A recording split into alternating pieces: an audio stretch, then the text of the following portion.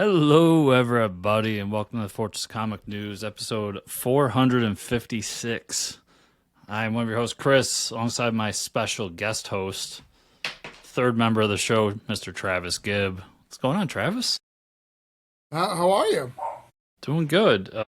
Soka is currently attacking all the Pokemon on my desk, Yeah, so my that's happening. my dog is barking because I think my mother-in-law's home, and we just talked about how this would happen and that we may need a minute, but it's happening now. Well, what can you do? Well, yep, that's life. All right. Get down. Let's get that out. So we are here because it's the end of the year, and I feel like we do this every year now, right? Yeah, we did it. I think we did it. Started it 2 years ago because there was like a list, right? There was like a You sat in on the best of episode, best of the or end of year awards, whatever we call it. yeah. Well, there was something that happened, like some announcement of a list or something, and you're like, hey, I'd like to review this with you. We went through it. And then last year we did it from the cuff. We made our own thing. Yeah, we're gonna do it again. This is now a yearly tradition. We're gonna do it every year. I love it. I love it. It's until we it's- die. But I actually, so if anyone doesn't know, that's the end of the year kind of wrap up. Was Travis and I talking about books we liked, who we think's doing good, bad, kind of our hey, these are the cool things, and our bitch and moan session as well about things we're not enjoying so much, things we're excited about for next year, that kind of stuff. A little bit different from what me and Mike do, but I like this just as much. But before we start that, I do want to ask you a few things about you, because you had some cool announcements. Okay. So it looks like you're going to have a really cool 2026. Would you agree with that? Yeah, not even counting. There's two other announcements that I cannot announce that I'm just like waiting for papers. So yes, I promise you, it's going to be a great year. So you're going to be in comic shops again with Voodoo Nation, going from Source Point, which I'm hoping to talk to the guys at Source Point soon, because I have some questions. Because weren't they? I mean, it's not the guys that own it now, but didn't Source Point go out of business because they were having some not so great times? I now work for them, and I appreciate you bringing this up. But yeah, there was some stuff that happened from a previous owner. It's owned by different people now. It's run by different people. I mean, it wasn't bad as other companies. I apologize. I don't know what my dog is barking about, but It's all good. it's driving me crazy. I could tell him to shut up, but that does absolutely nothing. But yeah, there was some stuff. But this is a rebranded Source Point. That's why they're not doing floppies. Yeah. They're just doing trades. And it's not just comic stores. The bigger part for me was bookstores. The bookstore market, getting into that bookstore market was really cool. Yeah. I'm hoping to sit down and have some conversations with them next year about what they got going on, because I'm interested on so many decisions made there, but not in a bad way. Just interested in what their thought process was going into it. But you got that. Obviously, Summit Comics coming out next year. We're excited about that. We've been talking about that in the show every time you guys put something out. And I mean, you're wearing the shirt. I'm not even wearing the shirt, and I am literally the CEO. just waiting on my my preview comic, which It's printed. I think it's printed. Adam Barnhart. We switch it so it's not Travis Gibb doing it. Is going to be shipping them out. But I assume this week you should get them before Christmas. That's the plan. good. And I'm sure you got way more going on with all the Kickstarters, because I know Holiday Spirits is coming. Yeah, just waiting on the cover, and then I'm launching that hopefully Thursday this week. Nice. And so everybody tomorrow, check that out. And then the one I'm really interested in, I think I've told a few people about this, but I am just so interested in how it goes down, is you relaunching the Cthulhu Invades, I believe it was Oz, for a second edition. Yeah, we're doing a second edition with 8 new stories. Yeah, it's the first time we've ever done a second edition. It's crazy to feel I've got to a company that can make a second edition. And then what's cool about it too is it's a much better book.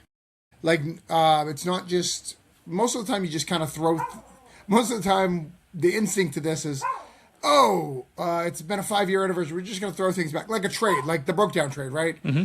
I threw some stuff in the back. Hey, are you happy? Look, you got the thing. Here's the thing. I know how to tell those stories better. So these are basically like, hey, plot wise, let's strengthen it a little bit. So I wrote a story to strengthen it.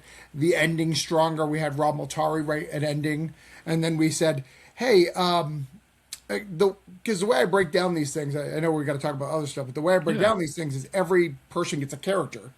So the characters kind of only appeared once in the story. Mm-hmm. So right, there's one Dorothy story, one Lion story, one Scarecrow, which is fine, but that's not when you bite. You want your favorite characters. You love the Wizard of Oz, so that was broken for these 8 pages. So you'll see more Dorothys and more Lions and maybe another 10. So you'll see your characters that you love, and we're mixing it into the thing. So it's not like all at the end. It's literally just added to the story like it was there the whole time. So it's going to be better. And then the remastered. I have you seen the remastered that we're doing? Yeah. Yeah, so we're remastering one of the stories. So one of the stories was drawn by a 14-year-old girl at the time. She's now, it's been 6 years. What is that, 20? She's now 20, maybe even going on 21 by the time it launches. She redid her art with, all of the skills she's learned in the last few years, and it's amazing. Yeah, I'll be really interested to talk to you about that when it's going, and watching it with bated breath, because I just think it's bold to do that on Kickstarter, but also just how it goes. Like, I want to see kind of behind the scene how many people are returning, how many people are new, all these different things. Like, I'll have a ton of questions when that's all done. But anyways, let's get to what we were here to really do. Do you have a preference on where we start? No, I don't. I love comics, man. So I don't stuff. I know that you and I are strongest at Marvel, like because you and I both read Marvel, but you read a little bit more DC than me. So I don't know if we want to, we start the big two, man. We got to start with the big two. Usually big two. Let's start with Marvel. Okay. Because I don't know. I mean, you just said you probably read less DC than I do. So I don't know how you feel, but I feel once again, as a die-in-the-wool Marvel zombie, DC's better right now. 100%. DC is a better company. I mean, obviously, there's some silver linings over at Marvel of some good stuff. DC is putting every book I read at DC, I can say I enjoy 100%, where I cannot say that about every book I read monthly at Marvel. I think, from what I read at Marvel, I know, I think you were in the same boat. Daredevil was a huge disappointment, and I like Solomon Ahmed, but I felt like that story didn't go anywhere. I would like to prove that on the record for 3 years since its announcement to now, I have hated it. I have said it was bad, and it is still bad. It is possibly the worst Daredevil story of all time. I don't even know what he was trying to say. Like, I don't even. I thought he had a great, whatever the pitch was, the seed was solid. Sure, the sin thing, yeah. Yeah, he couldn't pull it through the finish line at any point. And I just thought there was a lot of things with that story arc that just didn't work altogether. The best part of it was when he pivoted from that, like the 2 episodes of The Apartment with the random bad guy who owned it, who was like Bugs or something. That was a great 2 issues. I love those. Oh yeah, the mushroom. Yeah, the mushrooms, not Bugs. And then mushrooms. Yeah. My only thing with that was it was a pivot to we need to bring back the black suit, which still not sure why we need to bring back the black suit, and not even the black suit, the armored black suit. Right, the armored black suit. And it also felt like at a time where we were getting The Last of Us. Also, everybody remember last year's Marvel Zombies issues were basically The Last of Us Marvel Zombies. Yeah, fungal, yeah. It just felt like we were, hey, this is popular, let's try this. Yeah, I think that was kind of this is not working, man. You got to spin this around. Because I think when you're the Daredevil writer, they're like, we're going to give you run, where they don't promise that on any other run. But I think on Daredevil, they promise you runway, because that's just a kind of a tradition.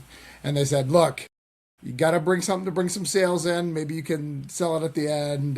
No, because killing. I mean, I don't even know if Bullseye's dead or alive now. Like, it was so confusing. I don't even freaking know. Well, I remember Chip saying back when he was doing it that Daredevil was one of the most sought after characters at Marvel because it did sales well enough where you got a decent paycheck for it, but you were just under the radar where you could kind of go crazy a little bit. So it wasn't like you were doing Batman where you got editorial up your ass the whole time. Right.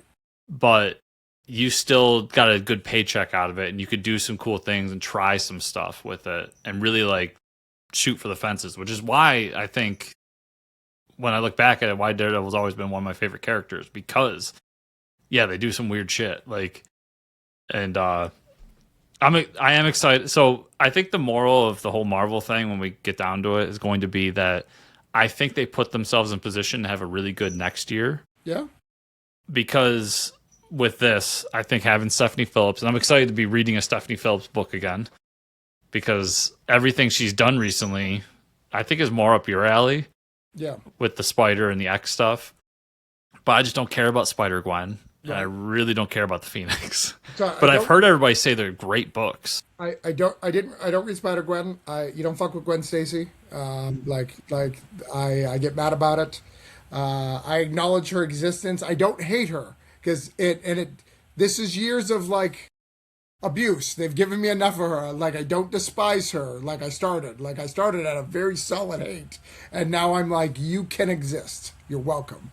Gwenpool, I am still at the hate, and you shouldn't exist. But Spider-Gwen, Ghost Spider, I'm okay with her existence. I think the movie sold it. I think she was good in the movie enough that I liked it.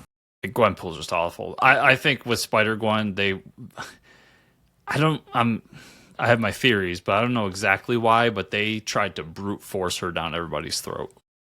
To the point where now we're all at that point. We're like, okay, they've done some good stories with her finally. And the movie does it, really. Well, I mean, my kids, right? Like, my kids, it's Miles, Spider-Gwen, and Spider. That's the three, you know? I'll say my one Spider thing, Miles has been okay. It's been just fine. I actually say Miles is good.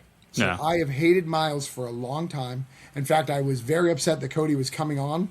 Hello, Kat. Good appearance. That's where she hangs out. What they're doing right now, and it's one of those things where we don't know if it's going to stick, right? I don't know what is happening at my house. We have fire trucks going on. Like, what is happening? What is happening? Is it next door? There's some craziness happening. I see the lights at household. I can see the lights in my kitchen. Hold on. All right, it's going by. All right. Sorry. They heard me talk about Spider-Gwen. They thought that was an emergency. They were coming to arrest you. They're coming to rescue me. Is everything okay? With the Anunnaki stuff, with the Wakanda stuff, they're going. I think if it's really going to depend on the next writer, there's going to be very different comparisons between him and Peter, where it's been hard to do that.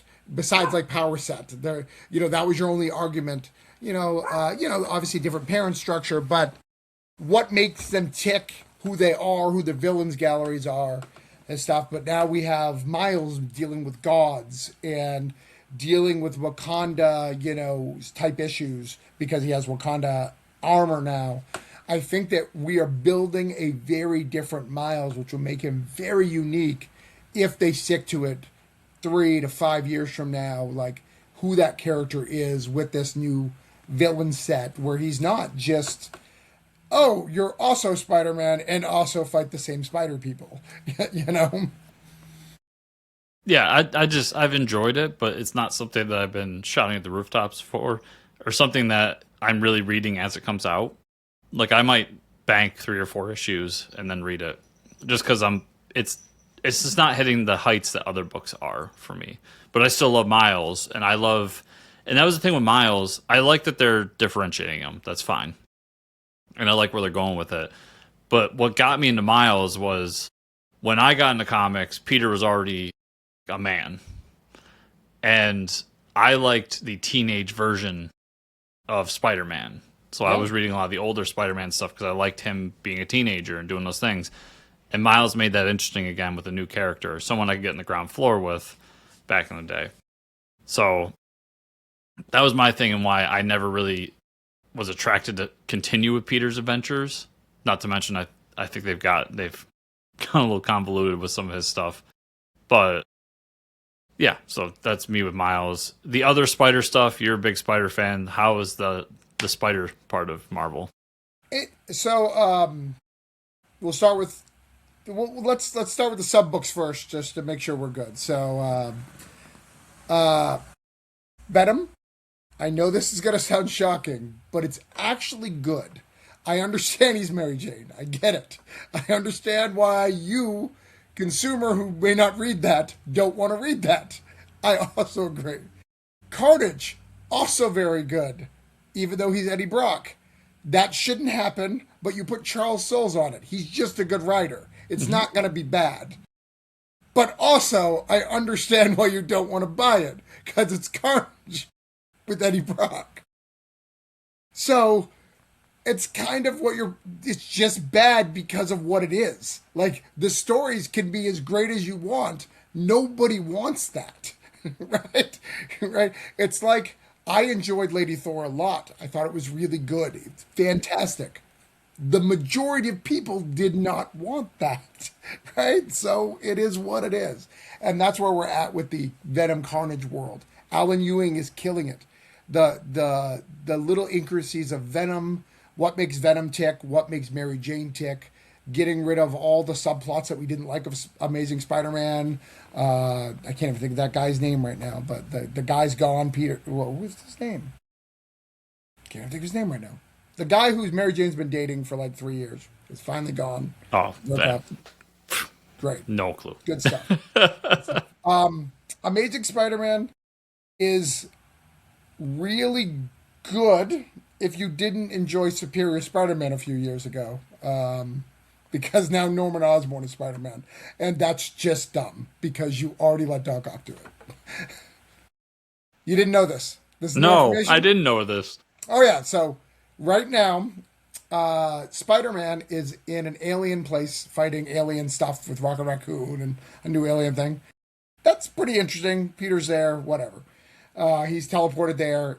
To replace him is two people, actually. So Ben Reilly is Peter, is doing all Peter stuff and succeeding. Norman Osborn is being Spider-Man in honor of that. And the positive is, at least, they didn't like milk it like the old Doc Ock where nobody knew. Like, the Spider Friends were like, hey, you are not Peter. You're beating the shit out of people. You can't be doing that. Like, he's not that violent. And they told him to stop, and he's doing it. I'm sure something will go to happen. It's different, but we've literally read this plot. And I'm sorry, Superior Spider-Man is one of the better Spider-Man stories in the last 50 years. So yeah. But yeah, that's where I've even read it. It's good. Yeah. It's good. It's just been done, so it's kind of like cool. Oh, just to add one more thing. Mm-hmm. Spider-Man has an alien suit that he can interact with, but it is not a symbiote. Just in case you're curious. And I'm sure it's going to go perfectly fine. Everything's going to be perfectly fine with that suit. And nothing bad is going to possibly happen. It's still Joe Kelly. It's still Joe Kelly. Okay, this is what happens when you give the real co-creator of Deadpool, right, Spider-Man. So the spider stuff's just okay, basically, is what you're saying. Oh, like you're enjoying some of it, but I'm saying it's all good, but everyone has every reason to not read it. They are justified, and I am not going to change your opinion. So then let's stick with you, X-Men. All right. I think I read one X-Men book this year, and you made fun of me for reading it. So which one was how it? was the X-Men? I forgot. The alpha to that to Revelations. Yeah. That story's better than I thought it was going to be. So I will take back what I said. I am enjoying it more. Again, going back to Marvel's problem, this is Age of Apocalypse, just different with a new coat of paint.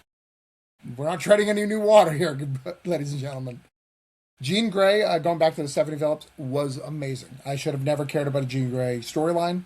I literally didn't buy it for the X-Men part of it. I bought it because it was grabbing my favorite Jason Aaron and Donny Cates stuff. You know, it was grabbing, actually Hickman, Jason Aaron, and Donny Cates, the mix of all that. So it had like the Thanos' group. I can't think of what they're called right now. The five. Oh, You know, everyone knows what I'm talking about. yeah, the something order.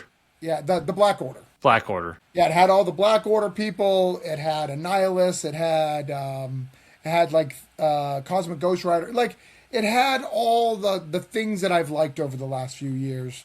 New cosmic stuff in one book. I really wanted a good cosmic book. I know we'll get to some good cosmic books coming up, but at the time when Jean Grey started, there really wasn't a solution to that, right? Gail Simone's a great writer, doing a great classic X-Men story. It's just set in New Orleans, getting some new characters, learning who they are. It feels like a classic Gen X kind of book. You know, we're trying to teach the younger generation. In fact, it's literally Gen X. It's Gambit and Rogue are teaching a young thing of Root instead of Emma Frost and Banshee, with Wolverine and Nightcrawler showing up periodically. Well, they're there most of the time, but that is not the focus. Gambit and Rogue making out is the focus. Gail Simone likes butts. Jed McKay's doing a great X-Men over there. That's more the military X-Men side. So that's been great. I don't read all the sub books. I don't love X-Men that much. I read Pepos's Cable, but beyond that was good. So I was interested in that storyline, but it did the thing that X-Men always does, which is don't do an event the correct way, which is to give me a main story Right. that I can follow and not have to read every ancillary book. No, we're going to put it all in these ancillary books, Right. so you have to go through them to get the whole story. I'm like, I'm not doing it. Yeah, that was my whole thing. I thought from the beginning that Alpha was pretty good. Yes, it was basically Age of Apocalypse, but it had enough of a dark twist to it that I was like, okay, let's see what we got. And then, and if you're gonna do that, here's where I agree with you. If you're gonna do that, label them. Like, remember back in the day when like the Midnight Sun crossovers happened? This is part 1 in Morbius. Part 2 is here. Part 3 is like, yeah, we had to buy 13 books, but we knew what we were getting. Where this is not. This is like, hey, could be important. Could be throwaway. We're gonna relaunch the whole line. Right. And then you don't know which is important or not. Right. I mean, you and I who read comics, we know because we go every week. We're like, oh, Jed McKay's writing this one. This one's important. Gail Simone. Okay, this one's important. Stephanie Phillips. Jason Liu. Probably not. Like you, buddy, but...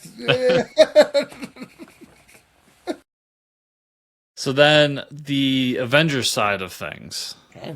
Are there any solo Avengers books that you're reading? Cap. But you didn't get into Iron Man or... No, I canceled Iron Man after... I don't know when I canceled it, but I canceled it. When he was dating Emma Frost, I was like, "What? I don't understand what's happening." I got confusing, so I dropped it around then. No, I think that's it. I'm not reading Black Panther, but Black Panther is like off and on again. It's not even stuff. Yeah, it's coming back. Same thing, Captain Marvel. No. Okay. Just Cap. And not Thor? I picked it up since he died, so I've read the last 3 issues, but prior to that, no. I think for me, it's just Cap as well. So we've gotten the first story arc for Cap, and I'll say people that listen to the show should know, I said before that I was kind of done with Cap. Like, they just didn't know what to do with them. They kept giving the people who didn't understand the character and wanted to do something. I mean, let's get down to it. They wanted to tell a political story that wasn't Cap. And it wasn't working for me, and I was done. And then they're like, hey, let's get the best writer in the business and have him relaunch Cap. And funny enough, Canadian, Right. who understood who the character was. And I thought that first story arc was great. It had a lot of implications for Marvel as a whole. Stuff we know that like the timeline does slide. But moving kind of the birth of the Marvel Universe to the 2015, 2016 range was interesting, giving it kind of a new retelling of the birth of the Avengers. Cap's first interaction with Doctor Doom, a new Captain America. Just a lot of cool things in that first story arc to give me hope that we're going to have a great Cap run again. Probably the first one I can remember in a long time. So that's interesting. So I think, I think we got to, because it's a year review, it's not the current, we've got to go over JMS. I forgot about JMS. We got to go over JMS. It did, and it was very confusing because it started out really strong. The Nazi storyline was good. The flashback thing was good. It was a telling of the part of American history that we ignore, right? Like being a Nazi was popular for youth in America. They were recruited in that. That's part of history, and not just America, Europe. The Nazi movement was very popular, and they don't really address that. Lots of people were like, "Hey, this is a good idea." So I've been this gets into geopolitics, but I've been reading a book about the birth of Israel and kind of how that whole, and it starts back in the beginning days of all that. And it where I'm at now, they're talking about World War II, right? And how there was a point where all these countries were going to be able to basically take all the Jews and say we'll take them for you so you don't put them in concentration camps. Right. And there's literally a moment where everybody's like, no, we don't want them because communism or something. And Hitler's like, oh, so you feel for them, but you won't help them. Right. So yeah, what you're saying, there was a time where it was kind of really openly popular to be that way across the world. Yeah. So we get that, and then he goes, "I am on." So we get a Cap story. That's the only Cap story he wrote in his whole run. Then we get, "I want to write the X-Men." So he gives us a mutant story, a runaway mutant camp story for some reason, right? And then we get "Hey, you remember I wrote these other books that you liked? Let's put them all in one." And then he's gone. I'm very confused about the whole JMS run. And I don't remember him really wrapping up the whole pre-World War II story.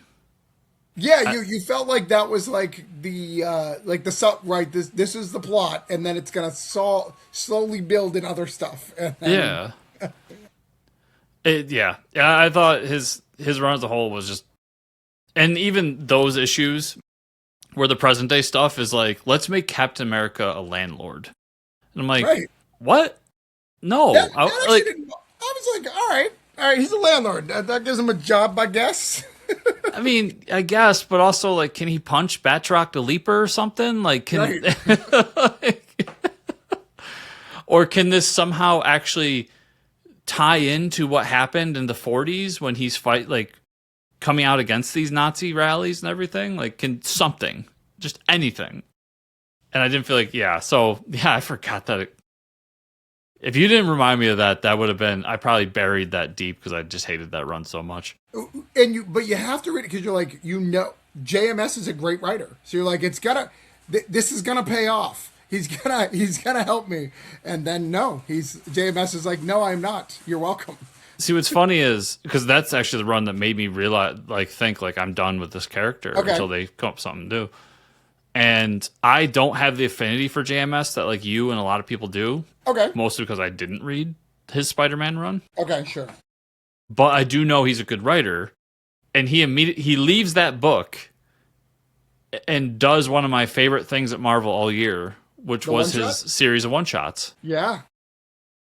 So, and even then, he did a Cap story that was way better than what he did in his Cap book. Yeah, I don't know. It definitely felt like he didn't want that job. Yeah.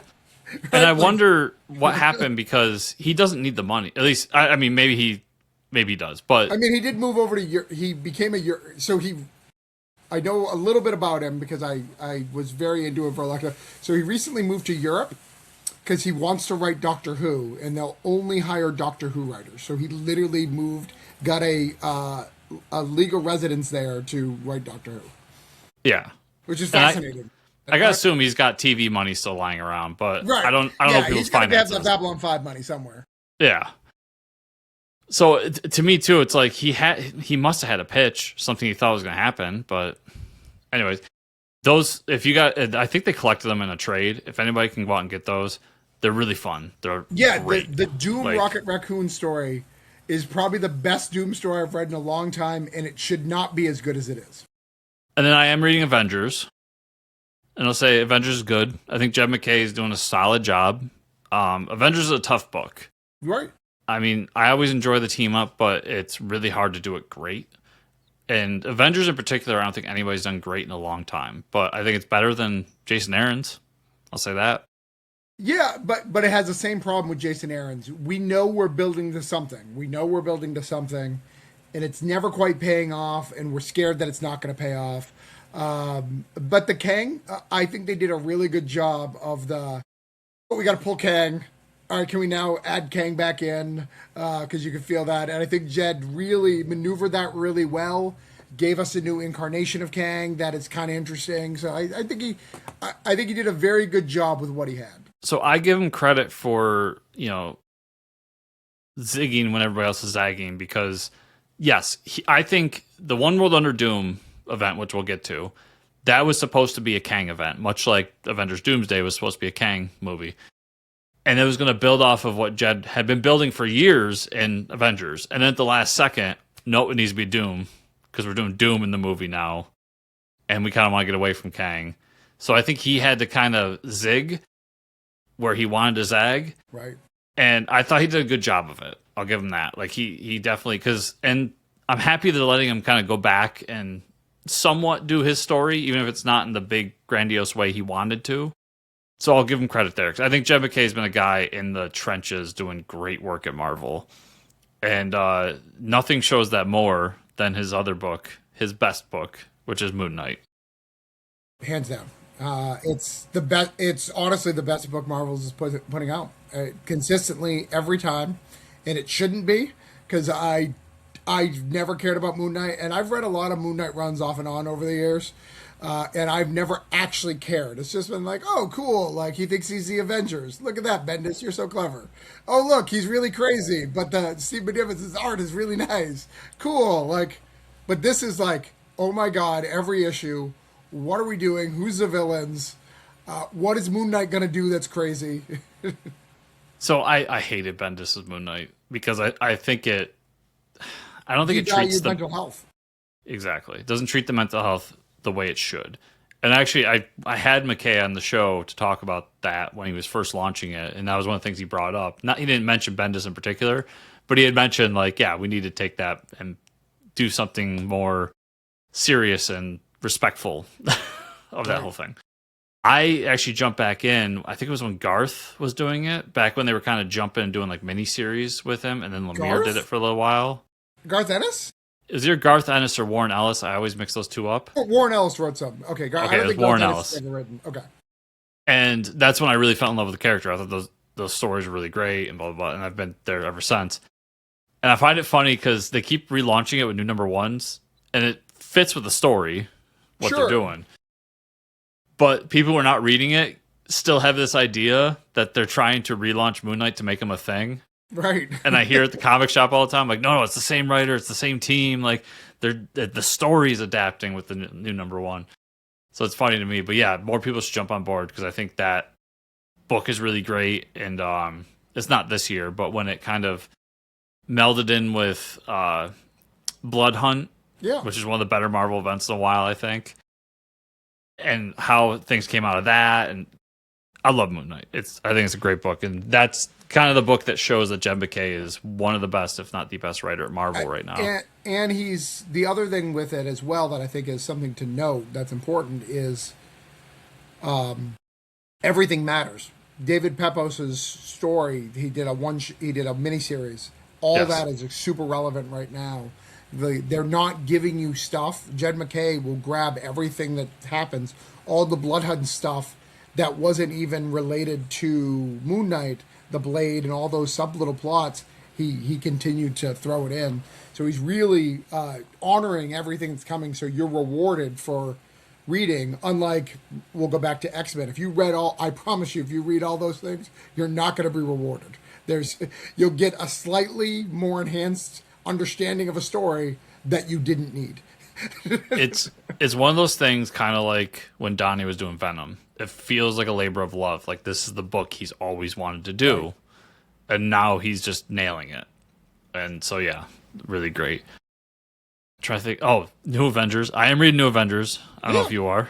I am, yeah. And I'm enjoying it. It's fun. It's solid. I hate those stories. So I hate clone versions of things. But they've been really fun. And what I do like about it is it's only happened to one, but they're killing them. So I don't have to deal with them later. Right? So, because they're the Thunderbolt version of New Avengers. They're a little more aggressive. They're more of a take action thing. So if you're gonna make clones, make them do crazy things and then kill them, I'm 100% okay with that. Like, so I don't have to deal with a Ben Reilly years from now being Chasm or whatever version it comes to next, or Kane, or who else has been cloned who we've had to deal with. Well, not cloned, but I guess we got the Maker and Reed Richards. Again, I like that one. I particularly like, but you know what I'm saying. Yeah, it's more of an alternate dimension than a clone, yeah. But yeah. But again, there's so many versions of these things that are annoying. But yeah, but I think it's been good. It's coming off of the Hive Mind, Lanzing and Kelly doing such great work with. I thought the last two of Thunderbolts books they did were really great. What they were doing with Bucky throughout their, starting with Devil's Reign, that one shot they did, going through their Cap run and a bunch of others, like they did great things with that character. And now we're going a different direction with them, with some of the things they're doing. But I think it's good. I always enjoy the Thunderbolts, bringing together quote unquote villains to fight. It's, same with DC Suicide Squad. It's always a fun thing. Well, and what's good about it too, I feel good team books are really focused on two characters at a time and everybody else's sub stuff. And then you can switch that every arc, right? Like, so this is 5 issues. These are the two main characters, then the other two. And it's really, a Winter Soldier, Black Widow story. And all the other ones are supplement characters. And I really feel that, and I like that. And I also like that not everyone... I always love teams where not everyone wants to be on the team. Like the Hulk, who's done stuff. But the Hulk has no interest in helping the Avengers, even though he's on the cover and in the thing. I also really like that relationship. Like, I think those two together are great. Just great. We're going to leave the Ultimates for last. So let's get into events. Well, first, are you reading Fantastic Four? Because I am not. I am since World War Doom. I read it to stuff. So I didn't like... So I started reading it. That's actually why I canceled. Ryan North was doing them as one-shot stories, not an overarching story. Did it go Dan Slott, Ryan North? I think that's right. Yeah. Yes, because Dan Slott did the Ben Grimm marriage issue, right? Yeah. So with Dan Slott, so I canceled Dan Slott, which is sad that Dan Slott is not doing anything at Marvel and is only at DC. We'll talk about that different, but I think that was a huge misstep for Marvel because though he wasn't getting hits, you could have found something for him. He hasn't done everything. He's just done Spider-Man, really. Like, you could have moved him around and found a good fit for him, I think. He's been given he's never been given the big book. I'll give you that. But I think Spider-Man is the big book. So okay. Outside of Spider-Man. Right. He's never been given the Avengers. He's never been given Cap. He's never been given Iron Man. And I kind of enjoyed it, but I think the art pulled it for me more than anything. But like his Silver Surfer book was just okay. Mostly because he's trying to do Doctor Who, and this is America, buddy. And your British sensibilities don't work here. We have guns. And then I did not like his. I've dropped his Fantastic Four, I think, after 4 issues. Whenever the Ben Grimm marriage, because I have that marriage issue, but I don't have anything past that. But I'll say we'll get to him later, like you said. But I like what he's doing now. Yeah. So Ryan North, I dropped it because I didn't want. I actually don't like the Fantastic Four really. They're not my favorite. I'm with you. Obviously, when they're written well, they're great. I mean, they're great individual characters. I like them. In fact, I liked Chip Zdarsky's Human Torch and Thing way more than I've ever liked any run of Fantastic Four as a whole. The Marvel 2-in-1, just Thing and Human Torch living life on the road. Love that. That's good stuff. The only thing I disagree with you with is that Hickman's run. Well, sure. I did love. But Hickman's the GOAT, so yeah, that's it. That's irrelevant. So then, the big thing there is though that One World Under Doom came out of it. Yeah. And I do think it's one of the better events Marvel's done in a while. Yeah. I love the way it wrapped up and how it's definitely leading to a sequel. I love the moments throughout it. Yeah. I do think it started off a little weak, but for me, like just I think I said it at the time, give me T-Rex Doom fighting the Avengers and I'm there. Like I'm an easy man to please, don't get me wrong. Right. But the second half of it was just so fucking good. Yeah, what I really loved about it was Ryan North. He's so smart, and he was so good at letting the heroes be the heroes they are, and going, we can't find it, and proving them wrong over and over again, and proving that of course they were right, but it took them. You were literally to the point of, if you keep pushing and you don't find anything, you're gonna have to admit that Doom, this is better, right? And I loved it. I loved everything to do it. And Doom, again, being so cocky, his one flaw is his arrogance, right? Like, he's like, go ahead and let him. Didn't kill him, he's like, keep pushing. You'll never find it, And then when they find it, it's obviously this horrible thing, and then the ending of how they did it and how they reversed it. In fact, I had a friend of mine call me at the end. I don't want to spoil anything, but someone dies for a minute, and he called me and said, oh my God, do you think he's dead? Like, do you think? And I was like, no, I don't. But he was convinced, as a avid Fantastic Four lover his whole life. Like, that's his main book.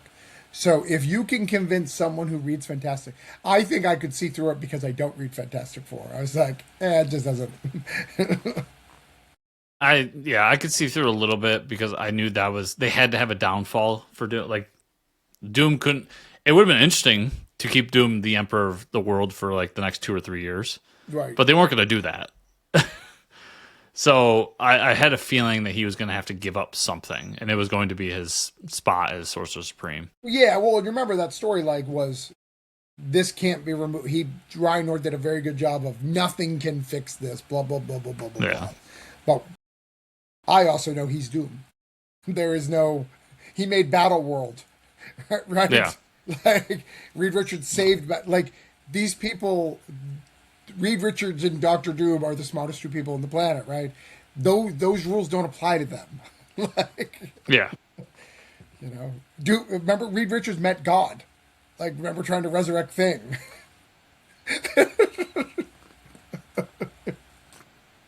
Yeah. So the elephant in the room is, and I think it's, I would say hands down the best thing Marvel's doing, which is the Ultimate Universe. Right. Well, hold on. Well, is there anything else Marvel? Just want to make sure we're not missing any subcategories here. I mean, there was a couple. Silver Surfer thing was great. The death of Silver Surfer was not necessary, but fine. So I'll say a lot of the miniseries I don't think I got into because Death of Silver Surfer was unnecessary. It was just them. They had a movie. They needed the female Silver Surfer. Here you go. The Thing I heard was really good for people that like that, but not my thing. Pun intended. I mean, the thing was, the problem with the Thing is really well written, super fun story, no continuity whatsoever. If you were reading any other book, you're like, this book does not fit in any timeline. When did this take place? Say 93? Like, I don't know when this took place. But can we go to the one thing I will want to hit on is because Ultimate should be where we end. Oh, did you do Imperial? Marvel Knights? Did you do Marvel Light Knights? Yeah, but it's not. We're still only partway through, so it's hard to really. All right, so you're going to give it a pass for now. Well, we can talk about it if you want, but I just don't think there's much to talk about. But I think it's prove me interesting. wrong. So many. What I do love about it is so many people messaged me in the first issue, very upset about the twist, and I was like, "It's Christopher Priest. He's literally a black activist writer. It's got to be fine. Like I promise you." So I said in the beginning because that got spoiled for me, and I saw everybody freaking out because right. if you're on the internet, you gotta have a take for some reason. And that was my thing. It's a white Black Panther, people. We're 6 months in. Like, it's fine. And my thing was, I didn't really say the activist part, but I'm like, it's Christopher Priest. He's one of the best African American writers in the history of comics. He wrote one of the best Black Panther series of all time. Right. I'm like, I just have faith that he has something, and I know that it's not him whitewashing anything. Right. He would lose his job. Literally, what he does. I've read a lot of his stuff. Like, the dude obviously has opinions about being African American in this world, specifically in this country. And I doubt he would just, like, take away Black Panther and make him white if there wasn't something. It's like a story to tell. Right. That I'm sure will end with T'Challa back in the suit. Like, yeah. But then the odd thing about it is we got the Punisher Marvel Knights, which is just an angry Punisher story, like, I guess, without continuity. But then we give the same writer a regular Punisher story with continuity. I'm so very confused. And then, Chris, this has never happened before. This is going to blow your mind. Did you know that this year, Punisher met Daredevil, and they had a crossover? Yeah, I have that issue sitting upstairs. I've not read it yet, though. Wild. In fact, I'm going to get off of my sarcasm, and I'm going to yell at Marvel. Marvel, you have done it so many fucking times, you literally should put legacy numbers on them. Like, that's where we're at. Like, stop it. Though we know how they interact. We get it. I've said a million times, I was interested in what Jason Aaron was doing with Punisher because it seemed like they were trying something, even if I thought their reason for trying something was dumb. I thought it was amazing. I know that I think you disagreed. You didn't like the ending, but I loved it all the way through. I enjoyed the ending, but I thought they fumbled on afterwards. Okay, the return and the new guy and all that. He shouldn't have come. Yeah, he shouldn't have come back. You should have told those stories of him in that, like, alternate whatever. Right. Instead, they just brought him back and did the same thing again. And I'm like, so you don't care about how your character is viewed. You did that to placate to people on Twitter, and the story means nothing. And I don't believe Jason Aaron when he says that he had this planned all along. This was 100% editorial. No, you'll never convince me otherwise. Yeah, it's possible though. But Jason Aaron, I think, has no problem, like, putting Punisher in the box. I know we've seen his political beliefs, right? He's very, like, so it is a possibility that he's telling the truth just because of who he is, who Jason Aaron is. So I can't 100% say that. I see what you're saying, but it's really sad that one Daredevil miniseries that were Punisher's popular. Oh, we're gonna change our whole thing.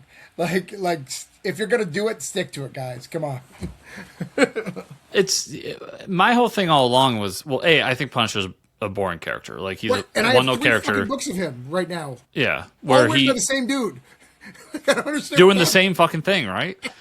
And I don't think he deserves his own book. I think he's at that level. Like, we've told all the Punisher stories we can tell. Wait, I didn't even think about it. I know you're making kind of a joke. He's doing the same thing because you probably don't read all 3 of them. But literally 2 of them, he's zombies in. Literally 2 of them, he's not in control of his mind. The Marvel Knights one, he's controlled by a drug. And in the Punisher main series, he's controlled by Kingpin. You are 100% right. The Daredevil one, it's set in the past. But, yeah, you are completely right. They're literally telling the exact same story. They're like, it's so good in Marvel. And it's done by the same writer. Because there's two Punisher stories. Jimmy, I love you, Jimmy Palomati. And Punisher's one of those characters that we joke about it, but I'm serious. He's only interesting when you go wacky. He's only interesting when you do Frankencastle. He's only interesting when he steals a war machine armor. Like that's when joins Hydra. Yeah, when you take crazy and you bring it to like 10, that's interesting. Him just going about doing the same thing he always does. I don't get. I mean, it's cool for an action movie. I wouldn't mind seeing a mini series on Disney Plus again about it. But as a comic, like, how many times can we do this, guys? Right. Well, and you literally got him back, right? You killed the character so much. Mark Millar, I don't want to give him credit for a lot of things, but he made, by putting him in Civil War, made him relevant again. And then they were like, hey, we're going to let him kill our low-level supervillains. Why not? Correct. Why not? It's okay if Punisher kills Stealthman. No one's going to care. I mean, someone will care, but not really. And going back to, mutual person we know, Dave Pose's new Punisher. Yeah. Which actually was still kind of doing the same thing, but it was fun to watch him kill Batman villains. Right. And it was different enough. Like, he actually had an idea to do something. And it wasn't just, hey, Frank's mad about his kid being killed still, so he's going to kill mobsters.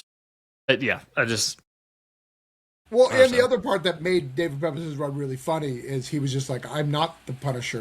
Why do you keep calling me that? It made it fun, even though he clearly could not see his shirt. Yeah. There's some self-awareness problem that David Pepper's Punisher had. The reveal of the shirt was hilarious, yeah. Marvel Knights. So, but the other thing we forgot was Imperial. Yeah. Let's go on Imperial. Again, Imperial's in the middle. Well, it did have its first major story. It's at the beginning, so we got the first kind of arc of it. I think the miniseries Imperial was good. It didn't blow me away. I think there's. You didn't like the twist? You bringing the Inhumans back? You didn't think that was good? Because they've been off the table for a while. They have, and I'm fine with it. I feel like I've never really had an affinity for the human. I think they're okay. Where this is obviously going, where they were shoved down your throat and everybody was Inhuman, made you have a different taste of them. When they did mutant Inhumans, that was dumb. Right. But I'm talking about the actual Inhumans. Okay, They're fine. They're fine for what they are, but they I don't feel like I've read the Great Inhuman story.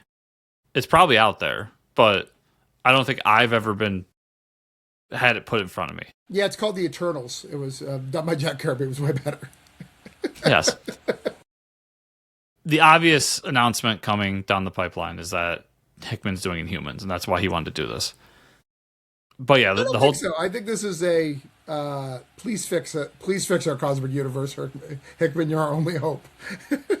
I think he wants a corner of the Marvel universe where they're not going to fuck with them anymore. And Cosmic's an easy one. And the magic didn't work out? The magic order didn't work out? I still don't know what the hell Gods was all about. Gods, yeah. I really liked it, but I don't understand what it's all about. Yeah, I liked it. It didn't... I think he played it too separate from the Marvel Universe, where he should have made it... I think he would have been better if he made a big swing to change something and then let it play it being its own little thing. Like, oh, this is important. But instead, he was like, this has always been important. I'm saying his lead up to Secret Wars, which is like, this is a legendary run of his Fantastic Four to FF, to Avengers, to New Avengers, to Secret Wars. It's like a legendary run that will probably never be beat in terms of like the massive storytelling that went through that. Since then, he was cut short on the X-Men for when they were interesting for the first time in decades. And cut short. What else did he do? He kind of went away and they did Gods. He did Gods, yeah. Something else he did got cut a little short. And then now it feels like where I thought for sure he was going to get Legion. And we'll talk about that, what's going on with Legion later. I thought for sure, because he's a huge Legion of Superheroes fan. And I figured this was the time. He did his thing. X-Men was taken away from him. He set up the cosmic universe for people to, run away with it. And now I'm wondering, he has a take on the Inhumans, and he's going to go with that. And that's the one book we didn't get kind of a spin-off of in Imperial. And he obviously has something in the cosmic universe. Yeah, I mean, I'd like to see it. And I hope that these things matter, right?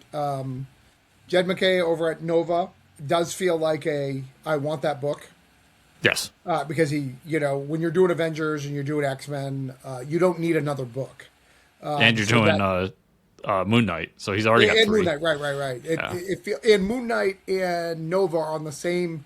If you love Moon Knight growing up, you probably loved Nova growing up. Mm-hmm. Right. Like those are the same cusp, right? So it's just no different than Bendis and his love of Luke Cage and Iron Fist, right? And then Stephanie Phillips on She-Hulk, I guess is good. I mean, it's a huge twist from the Rainbow Row stuff, but that's okay. And then bringing the Cosmic Boys back for Imperial Guard and giving that cast of characters is super interesting.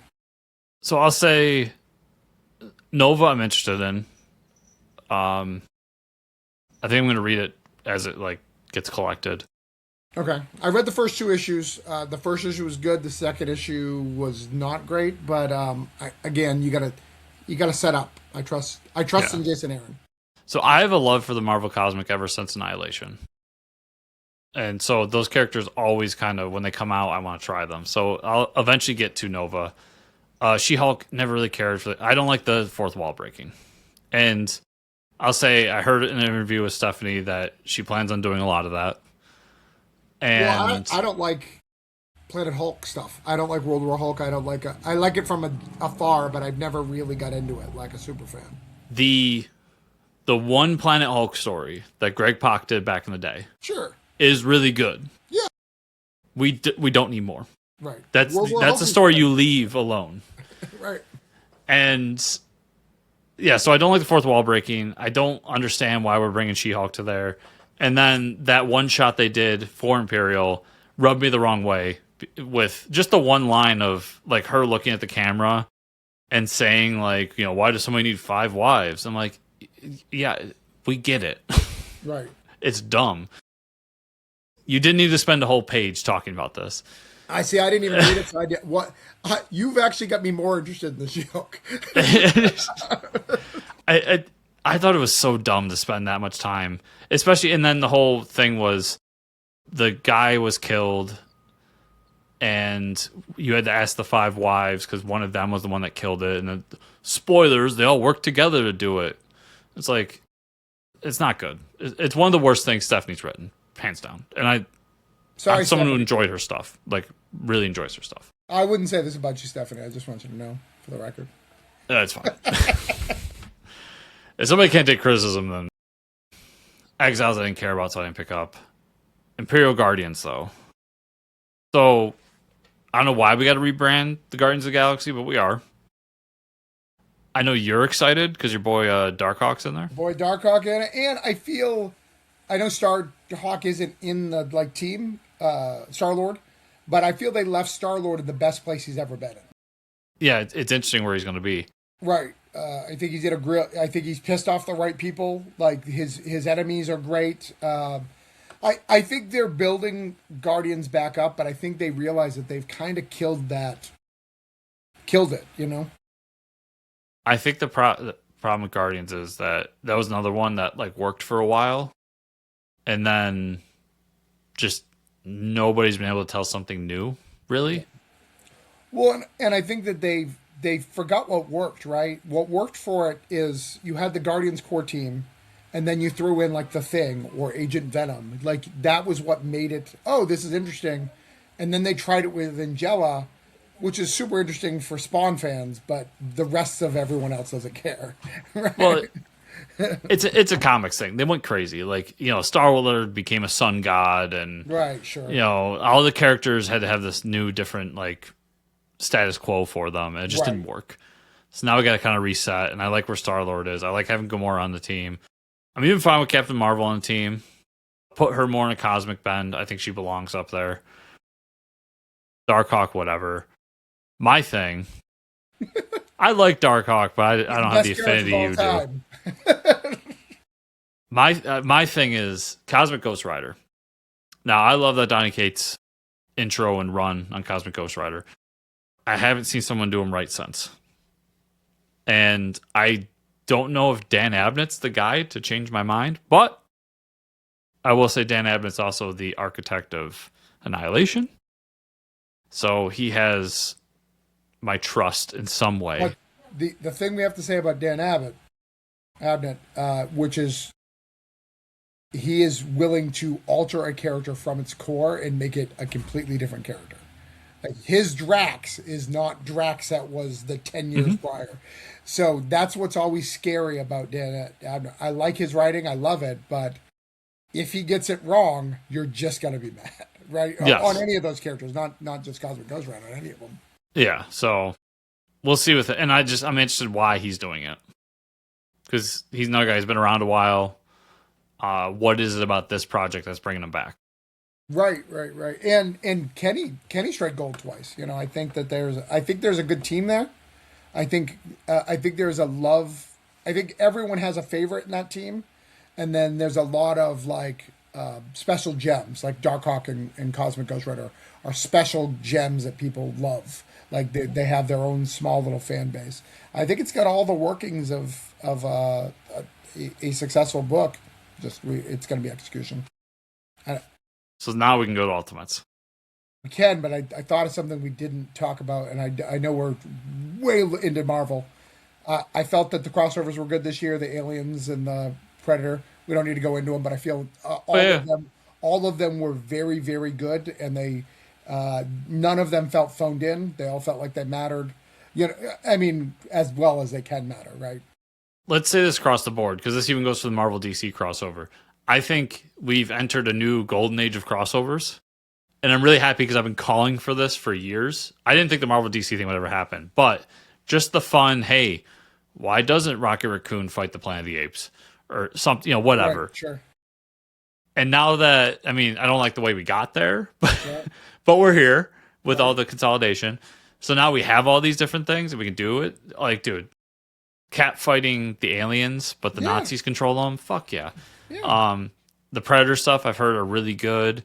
The Godzilla stuff's just it's a dream come true. Like it's amazing. So all of that across the board from Marvel and DC are great. Yeah. I will say as a whole, through all companies, crossovers are way better than they've been. I don't feel any of them are phoned in. I feel that they give enough fan service and enough story, and they're putting good writers on them, because I used to just give that to like the up and coming intern, right? So kudos to all comic companies. You guys are really killing it with the crossovers. Ultimates. All right, now we can go Ultimates. Because I know you got strong thoughts. Let's just start with Spider-Man, because I know that's where you're... Is that the only one you're reading? No, I'm reading everything but X-Men. That's the correct answer. Okay, let's start with Spider-Man. Fucking amazing. It is the best Spider-Man story I've ever read. It's so good. I understand that like it's not really the best Spider-Man story I've ever read, because you really need to know a lot of Spider-Man lore.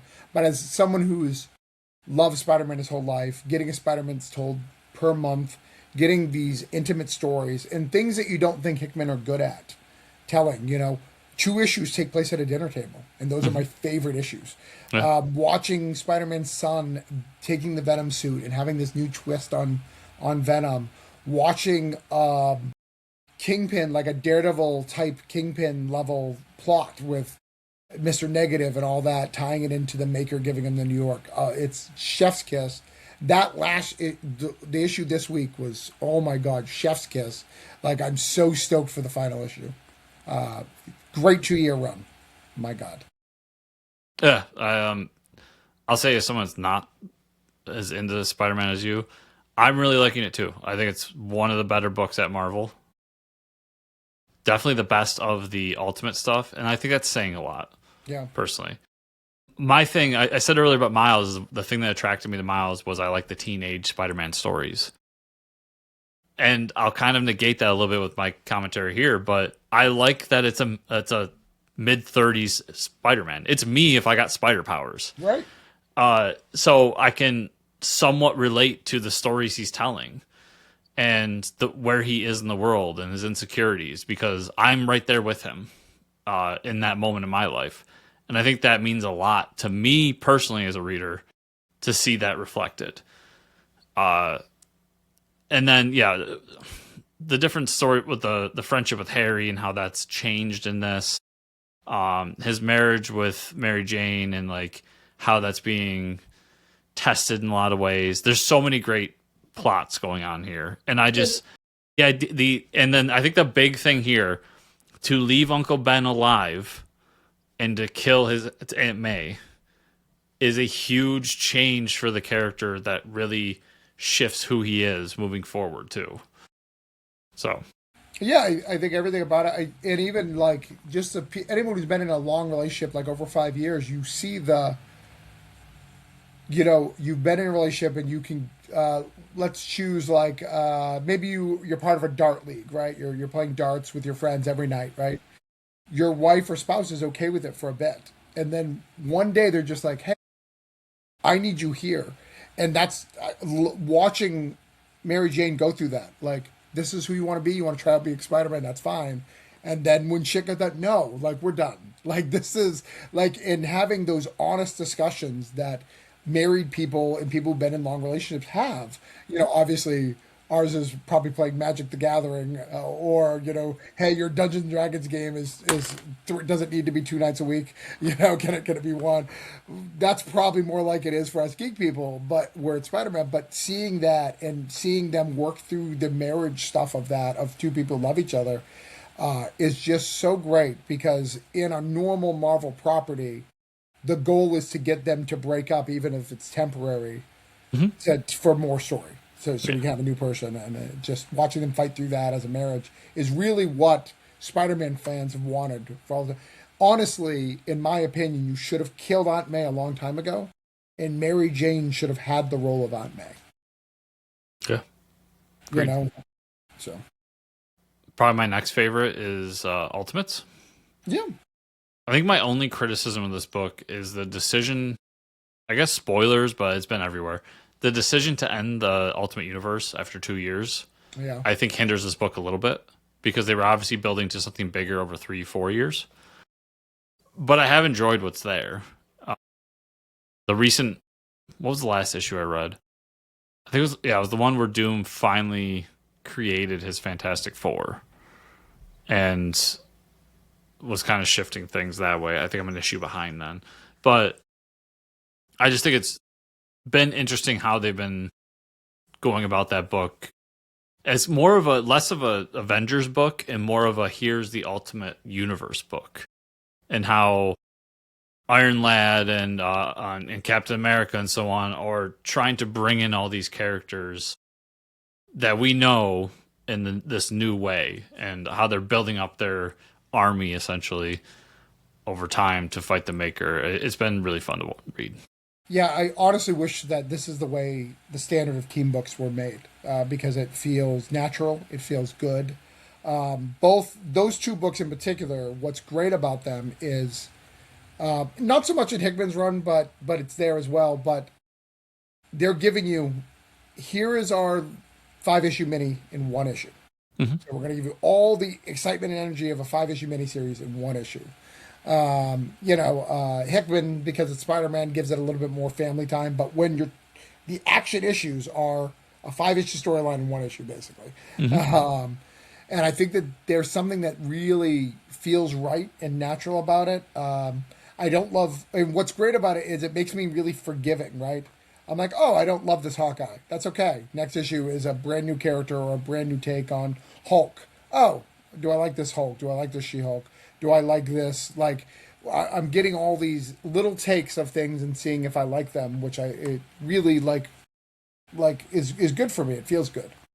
And then Black Panther telling this, I think I'm 2 issues behind on that one, but they're telling the story that kind of it seems like it's bringing Wakanda into kind of marry the idea of the Galactic Empire, where I feel like there was something going on with the vibranium that's symbiote-ish, and that it's from the cosmos in some ways, and that there's more to it than they thought. I like the idea of having this entity that lives inside the vibranium that got out.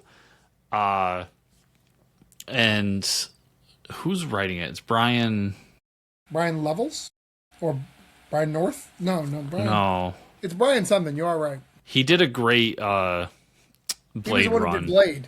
Yeah, he did a great Blade run. But I think he just understands how to use the action sequences in between the big moments, right? And where to Brian Hill, and where to bring his characters to where there can be just enough conflict that they have to get through. Like he understands storytelling at a different level that I think most people do, and he's doing such a great job at it. This is the first time I can say since in a long time, I'll just say that I've enjoyed anything Black Panther. So the negative of it, I like it a lot. I agree with all your statements. The negative is it feels like it could be a Black Panther story, not an Ultimate story.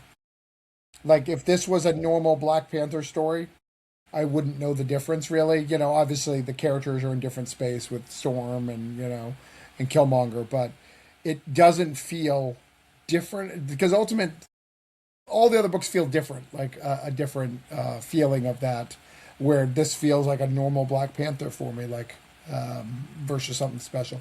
Even X-Men, which neither of us read, like I know that that's not the X-Men that I'm reading, right? Like I dropped off of X-Men later than most. I'll say that. I didn't even read one. That book meandered so much that I just think Peach Momoko just is a fantastic artist who I don't think is a great writer. Is really what comes down from that one book I've read. Maybe there's somebody wants to send me another example that shows the greatness in the writing. Please, I'll read it. But from that one book, that's what I've gotten. Is I hear Peach really likes Psylocke. That's all I hear. Yeah, and I just don't get because I couldn't differentiate the characters to the point where I felt like she was using Storm at one point, but Storm was a little girl, and then Storm's a full-grown person in Black Panther. Right. And I'm like, so does this take place in the past? Because that doesn't make any sense. Well, and then you get Ultimate Wolverine, which is an X-Men book. So Ultimate Wolverine, which is an X-Men book that is basically about what if the Russian X-Men ran Russia. Right. And they made Wolverine his their Winter Soldier. But then they found the other X-Men, which are some of the villains from the regular X-Men, are the resistance to them, and hey, have them fight. And I just think it takes away my problem with X-Men, which is years and years of convoluted backstory, and just takes the characters and puts them in a situation in which I can just enjoy the book. And I think that's a really good book too. Yeah, it's fun. I don't like to take on Sabretooth, but other than that, I'm okay with it.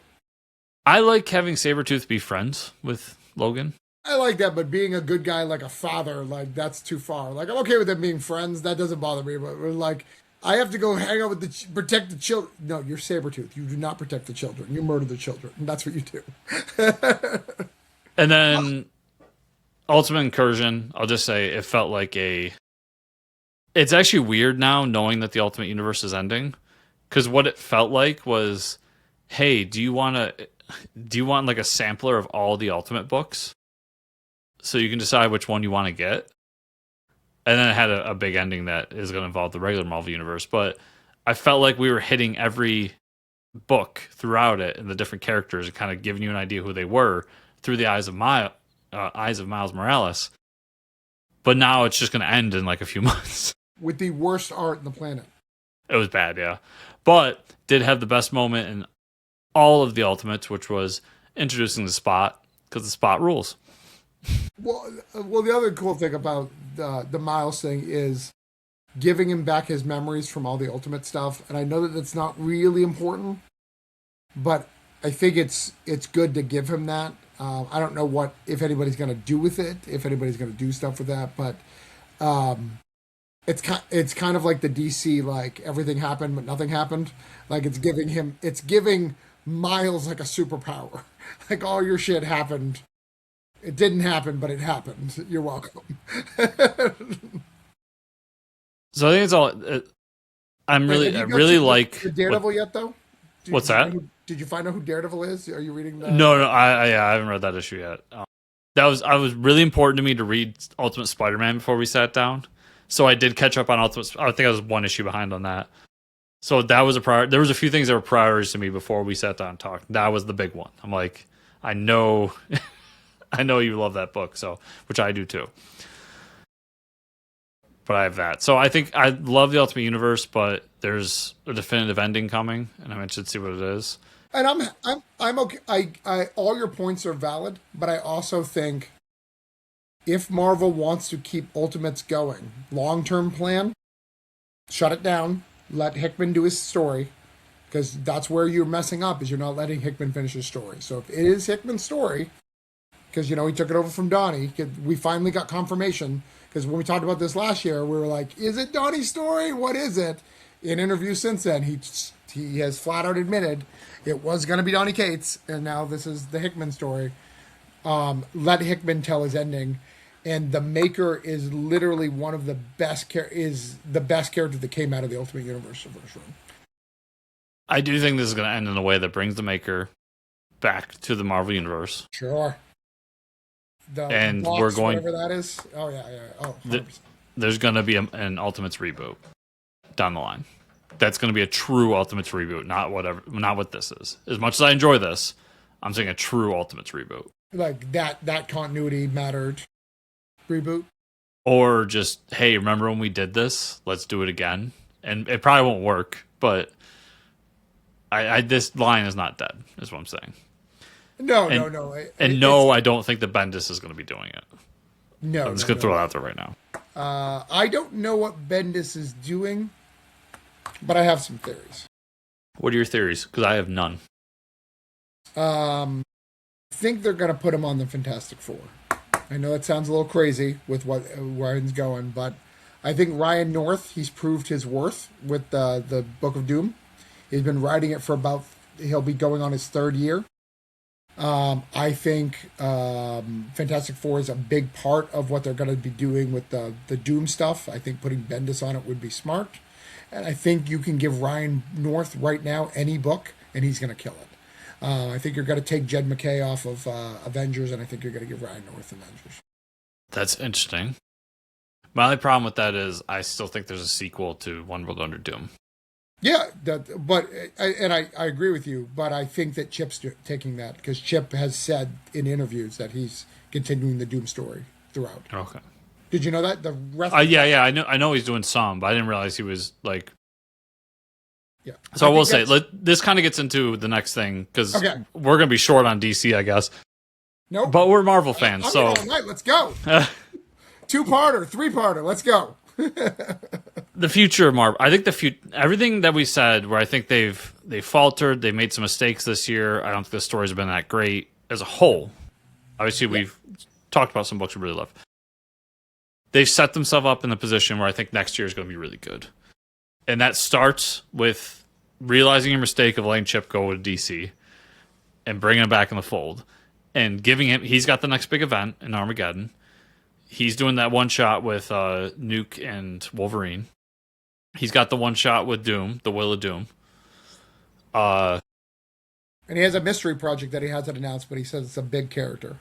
Yes. So there's a lot going on with him, and I think having him in the bullpen again is huge, because he's the best writer in the business right now, in my opinion. I think you've got... If Hickman's going the direction I think he's going, you've given Hickman his corner of the universe. You've corrected your mistake with Daredevil and put one of the top writers in the industry on it. You're bringing back Bendis. I'm fine with him taking Fantastic Four, because I'm in a post-Bendis life. Like, I really enjoy those years with Bendis and some of the things he did. I love Powers. I love, some of the Marvel stuff. But I just don't think he has it anymore. Yeah. I think the only thing they need to announce is, what are we doing with X-Men? Are we going to continue what we have been doing? And if so, I think most X people are enjoying it, so you do you. And then is Spider-Man going to be Joe Kelly moving forward? If so, once again, that's not a book I really read, so you do you. But another big thing. The problem with Amazing Spider-Man is Marvel does not treat it at the same caliber that DC treats Batman. Batman Correct. literally has the best writers in the business at all times. And I'm going to say Spider-Man should have that, and Joe Kelly is not on that fucking list. Sorry, Joe. yes.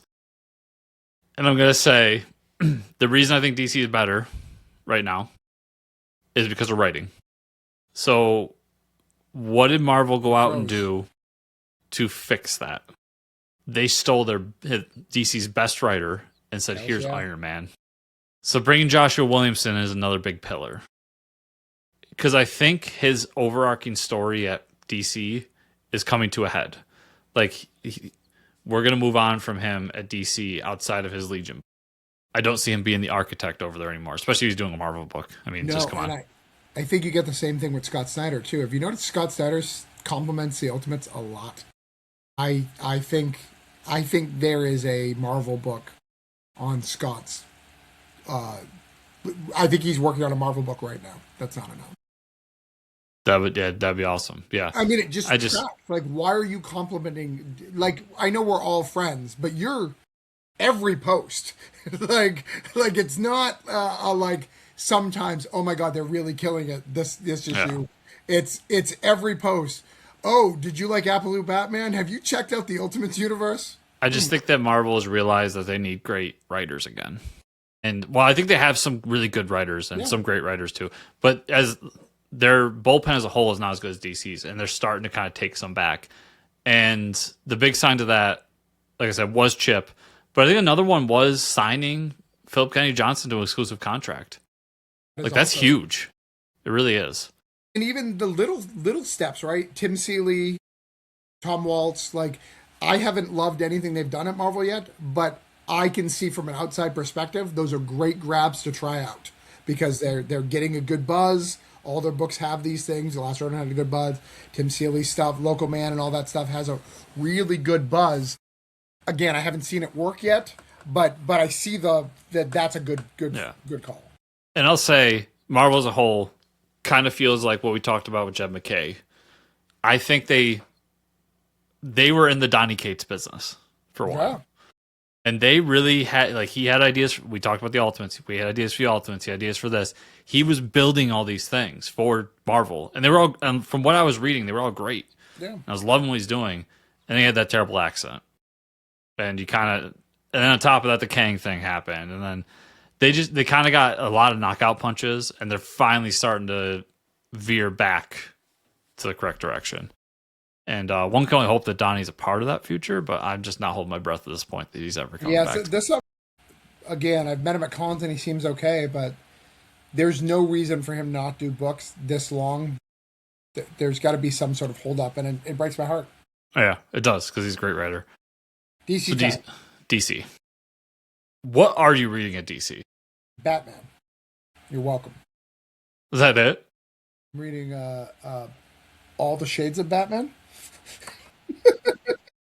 All right, so let's do a quick Batman. Yeah. Hush 2 sucks, so we can move on from that.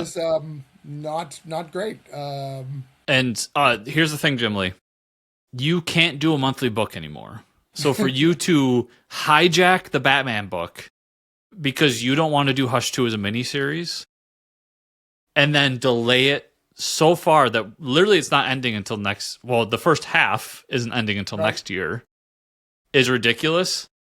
And that's one of the few blemishes on the DC catalog right now. And it comes from the guy up top who just can't do the job. Like, he cannot do what he used to do. He's too important now. He's doing too many things. I'll also even go so far as I am enjoying a Long Halloween, but or Halloween's End, whatever it's called. But same thing. I argued with people, maybe even you, that Jeff Loeb, we haven't read him for a while. I know he had like a tell, and his stories all felt the same, but it's been a while. Like, let the guy cook. But no, I just remembered it's all the same stuff, like the same reveals.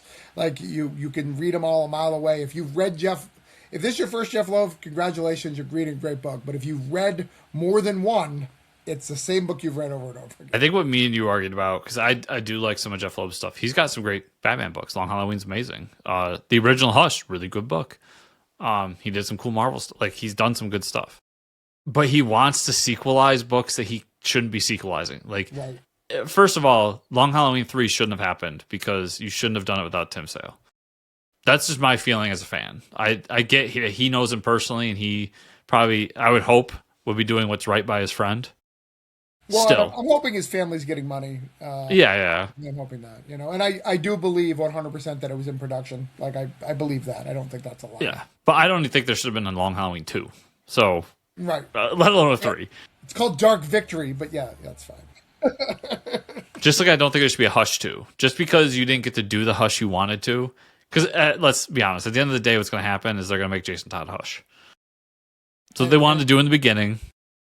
They're just going back and retconning it now. And let's be honest, if you actually Google, and I encourage you people who are reading comics, because I've been reading probably longer than you, this is actually Hush 3. They've already done one. Yeah, that's right. But that's fine. Anyways, but the main Batman book, the new one with Matt Fraction, is really good. And I mean, because we have half of Chip Zdarsky, his last story, thank God he did an extra story, because that Vandal Savage story was so good. Not the Vandal Savage, sorry. The Vandal Savage right before the end. You mean the Riddler one? No, his last story, well, I guess his last story was Riddler one. The guy with remember we had like the American like soldier guy. Wait, it was KG Beast, yes. Yeah, KG Beast. Yes. That is one of the best twists in years. And Chip gave it to us, and it was so good. Thank you, Chip, for giving us 4 more issues of just wonderful, wonderful goodness that we didn't see coming. So good. I will say, here's my advice for DC moving forward. Don't take one of the best writers and best artists in the entire business off your top-selling book to give it to a guy who hasn't been working that much recently, right, and a guy who hasn't drawn interiors in over a decade, who can't hit deadlines. Just some advice for the future. I mean, but I think it worked out because Fraction, and I think it's the same artist, Jimenez, are doing awesome with the new book. But I've liked all the subject. Philip Kelly Johnson's Batman Robin has been really good. It's been really, really good. I've liked Nightwing. I think that's a great book. I didn't like it. Dan Waters, I was like, this is horrible. But every issue, he wins me over. Like, everything that's stupid, he goes, all right, I promise you it won't be stupid forever. Like, so he's winning me over. It's not Tom Taylor, right? Tom Taylor, right? Nope. Or was Tom King? Tom Taylor. Yeah, Tom Taylor. Yeah. It's not Tom Taylor, but it's good, and it's worthy of what it's doing. Actually, those are the 2 Bat books I'm not reading. I'll say Batman Dark Patterns is one of the best Bat books of the year. Yeah, I'm buying the trade of that. I'm really excited about it. Yeah, Dan Waters proved to me that he can do Batman better than, I think it's better than Fractions so far. It's definitely better than Hush. It's just so good. In this void of good Bat books for a little while there when Hush 2 was happening, it was such a relief. Like, it was an amazing title. I highly recommend it to people. I'm reading Detective. Who's writing Detective? Is that Tom Taylor now? Yes, I think you're right. Yeah. It's either Tom Taylor or Tom King. It's one of the Toms. It's Tom Taylor. It's not Tom. Tom King can't do ongoing books. Right.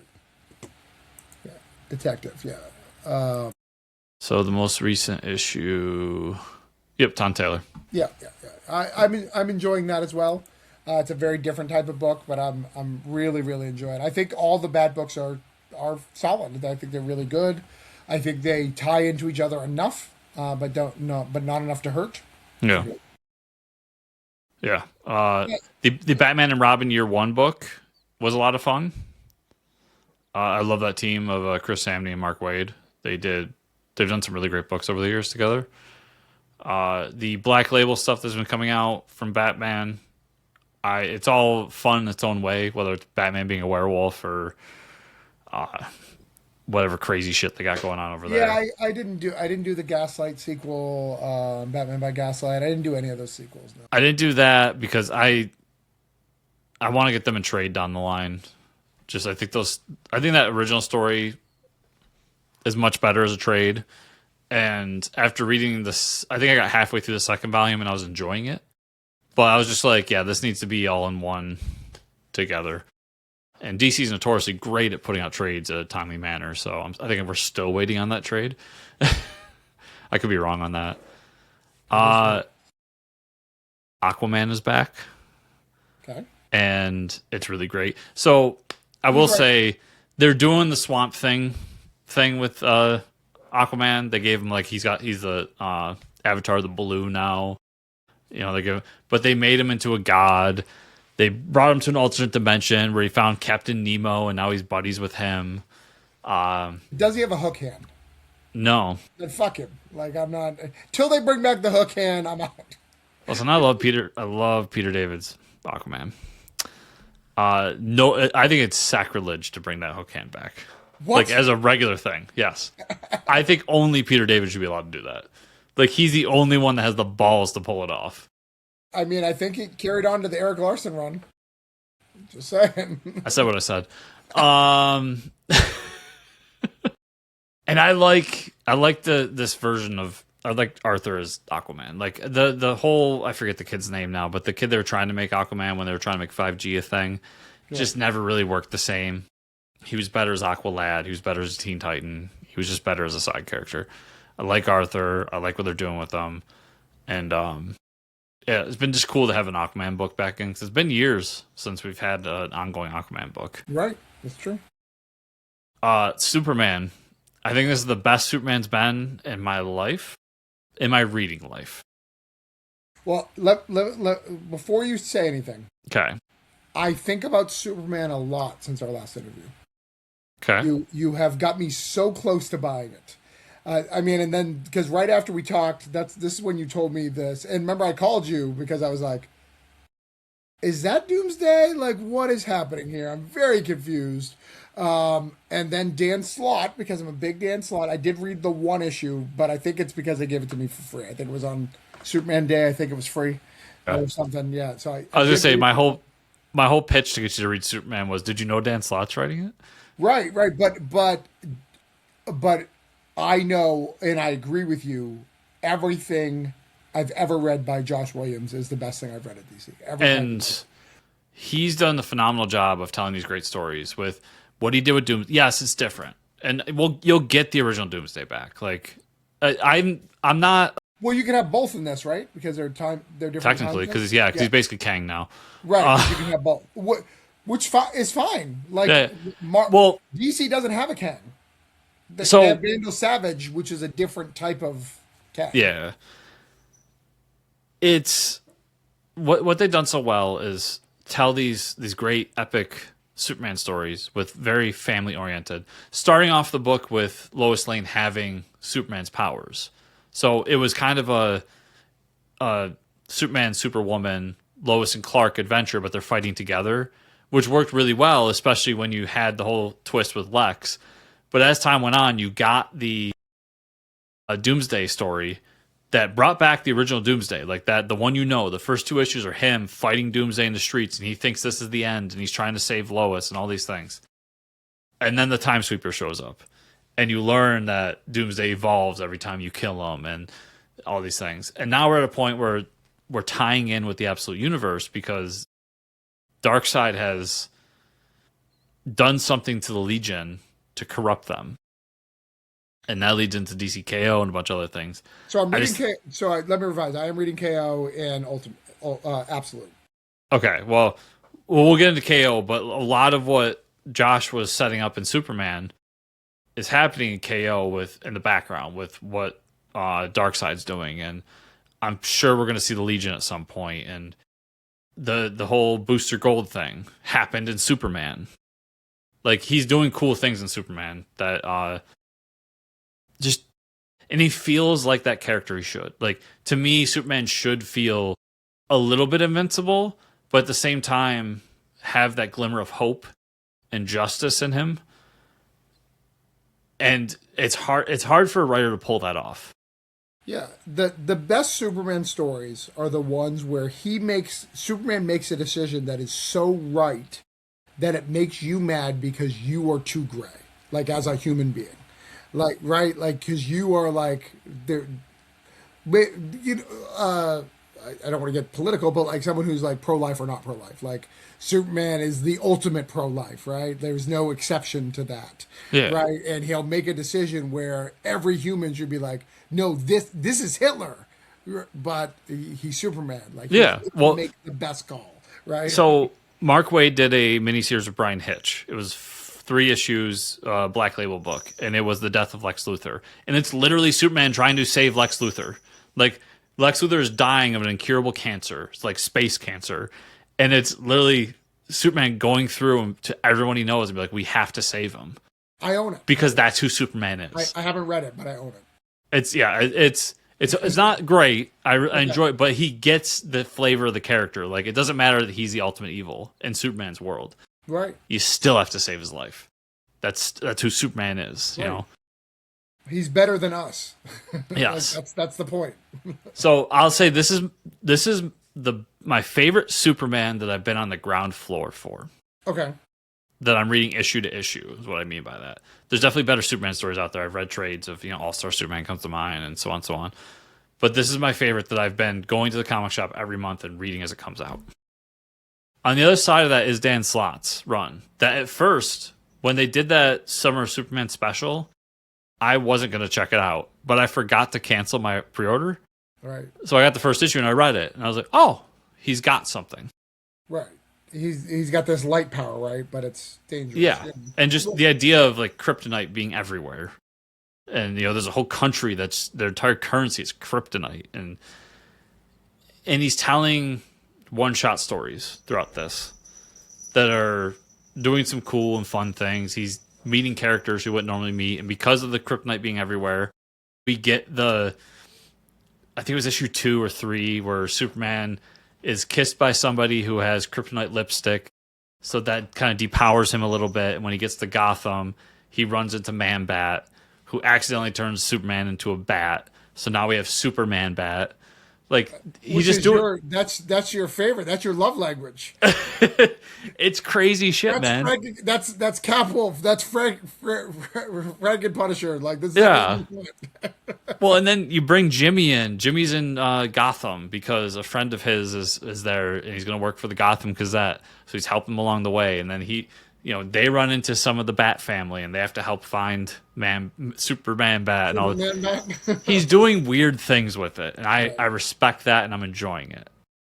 And then I'm not reading Action, but from what everybody around me is saying, Action's really good too. That's Mark Waid doing Superboy again. I kind of... And it's Superboy Prime, right? Not. No, so Joshua Williamson's doing Superman Prime. Okay, all right. Superboy I knew Prime was back somewhere. Yeah, that's Williamson, and it's the best Prime's been in a while, because Prime's another character that's tough. Very tough.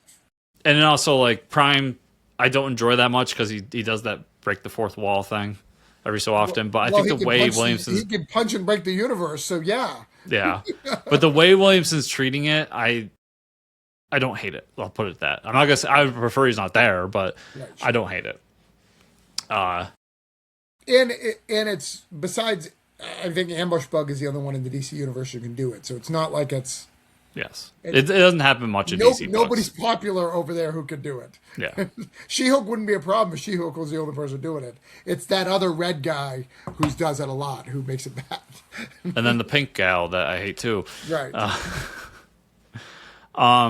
Notice how we didn't even mention that character during our review of Marvel. Yeah, because he shouldn't exist. And his creator should shut up. Justice League's really good. I think Mark Waid's doing a good job with that. His Batman Superman, World's Finest. I've actually fallen off it, but I need to jump back on it because I was really enjoying it. He's doing some weird fifth dimension shit over there. I tried to give Justice League... I'm going to give some shade to Justice League because here's why I dropped it, because I really wanted to read it. But it was an ad for all the other books. So it started being ads, which I know Mark Waid is the best to do that. But I feel your core book should be your core book. Like it shouldn't be an ad It's for crossover. it was an ad for ancillary series for a while there Yeah. because they did like the question, so on and so on. But it's fallen away from that. And what it really is it's the book that brings the overarching story together a little bit more. So like DCKO is weaving into Justice League a lot more. Sure. So, but yeah, I enjoy that. God, there's so many books at DC, but let's go with their events. So KO is happening right now. Well, what other events did they have this year? I'm trying to remember what the other event they did this year was. Yeah, they have to have one. Hold on. Event title. Because I'm sure I read that. Event 2025. Yeah, because it wasn't the. I didn't read. It was the green. Was that this year? Was the Beast Boy thing? No, that was a couple years. That was pre Justice League. How about they did We Are Yesterday, which was a little bit of a crossover, but no Night Terrors. No, nothing like that. So, okay. All right. I mean, maybe remember Absolute was a big thing, so maybe they just didn't do one because of Absolute. Yeah. Okay. Well, there's gonna be an expertly crafted cut right here, and we're gonna jump back in. We had a little bit of a break, and Travis found the event while we were gone. What was the event? Yeah, we found the event. In fact, you can just cut right here. Where I found the event because I said I was going to find it. Just cut right here. I found the event. Absolute Power was this year. Oh yeah. So, yep. I thought it was a good event. I think Chip did I think the Chip setup was really good. I think Failsafe was too new to make it as impactful as it should. I felt like they were really pushing Peacemaker to like the Peacemaker, Amanda Waller stuff into the world, which I don't think was the right call for DC.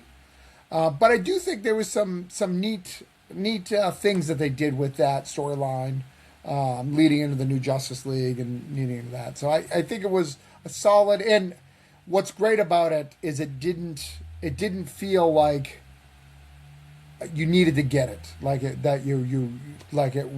It didn't change the world, right? Yeah. Thinking back on it, because that was Mark Waid and Dan Mora, and it was such a change from their World's Finest that it was a little like jarring for that team to jump over and do that. Plus, like you said, yeah, Failsafe was such a new character, and that was also Chip's run on Batman was kind of ruined with DC editorial jumping in and be like, well, we need a Catwoman crossover here. It's like, well, we had a story going and I don't want a Catwoman crossover. I want Chip to tell his story, please.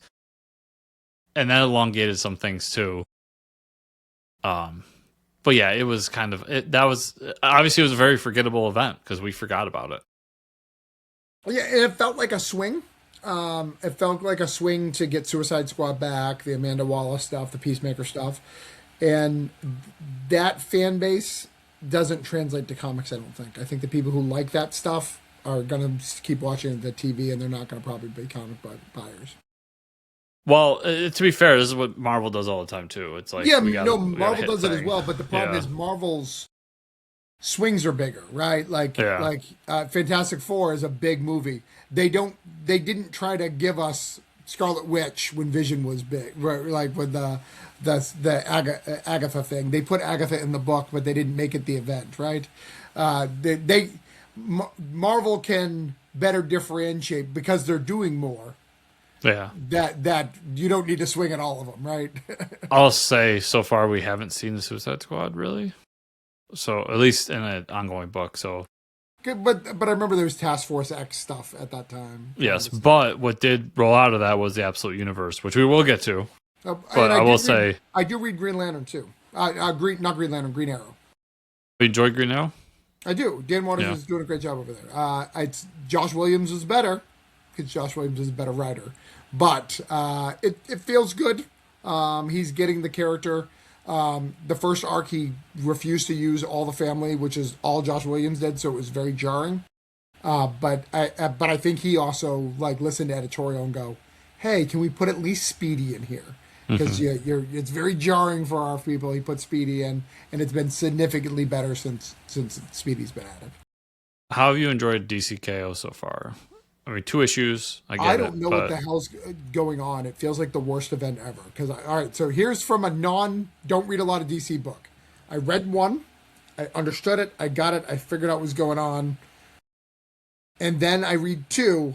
I have seen none of the fights that I was promised for 1, not a single one. And I was looking on the stands too, and it wasn't clear. Like the only one I saw was clear was the Flash issue. Like I saw the fight, I chose not to buy it, but the only one that I saw the few weeks prior to issue 2 was the Flash was very clear that fight was happening. Whoever he was fighting, I don't remember. And then now volume 2, round 2, it's everywhere. Every issue is very clearly labeled. So what happened to round 1? Like I don't understand. Round 1 was issue 1. Okay, that was it. Okay. I'll say this. This is so you're someone that doesn't read a ton of DC. This is DC DC Metal Part 3. That's what it is. Right. And Snyder has said DC Metal was a Batman story. DC Death Metal was a Wonder Woman story. DC KO is a Superman story. So, I mean... It makes sense. You kill Batman in the beginning. Yeah. Who's going to win the event? Superman's going to win the event. That's who. I thought the first issue was enough, and it gave just that little bit of twist at the end of like, hey, look at the absolute characters. Then I'm like, okay. And Batman's not in this. Look at that. Yeah. And I'll get to that too. But I thought issue 2 was fun. But now that I'm looking at what they're doing, and it's funny watching like comics fans be like, oh, I got the Superman versus Captain Atom issue, and different versions of Superman fight different versions of Captain Atom. I'm like, oh, so it's an Injustice game. It's literally that video game. Like, you have different costumes, and we fight each other. And that's fine, but Snyder, you gotta give me more in issue 3. Like... Yeah, I thought issue 2 was fun with the Lex, like Superman's go, I just can't let Lex get apart. I thought that was super interesting. I felt like they did a very good job of keeping the story Superman focused, going after Lex, and letting everything else play out around in the side panels of all the other artifacts, and they weren't as important. And then Guy Gardner, like, just fucking up until he gets one at the end. It was chef's kiss. That's exactly how you should play Guy Gardner. I felt it was good. I felt it was neat. And even the Joker stuff was just enough, like, being Joker who he is, you know? It was good to have all these little moments, and I like that fight between Superman and Lex, yes. What I mean by I need more is... Plot? Superman chasing Lex and Lex being like, I have a plan, isn't a story. Scott Snyder, let me say, I'm a big Scott Snyder fan. I think when he's doing regular titles, when he did Batman, his book American Vampire, Witches, like we can go on and on. He's a great writer, has done some great books. When it comes to event titles, he turns into Zack Snyder. Death Metal was good. Since beyond that, he has not done stuff. Yeah, he's the king of the big moment. Like, he knows how to get that big moment. And if you could do slow motion in comics, I'm sure he'd find a way to do it.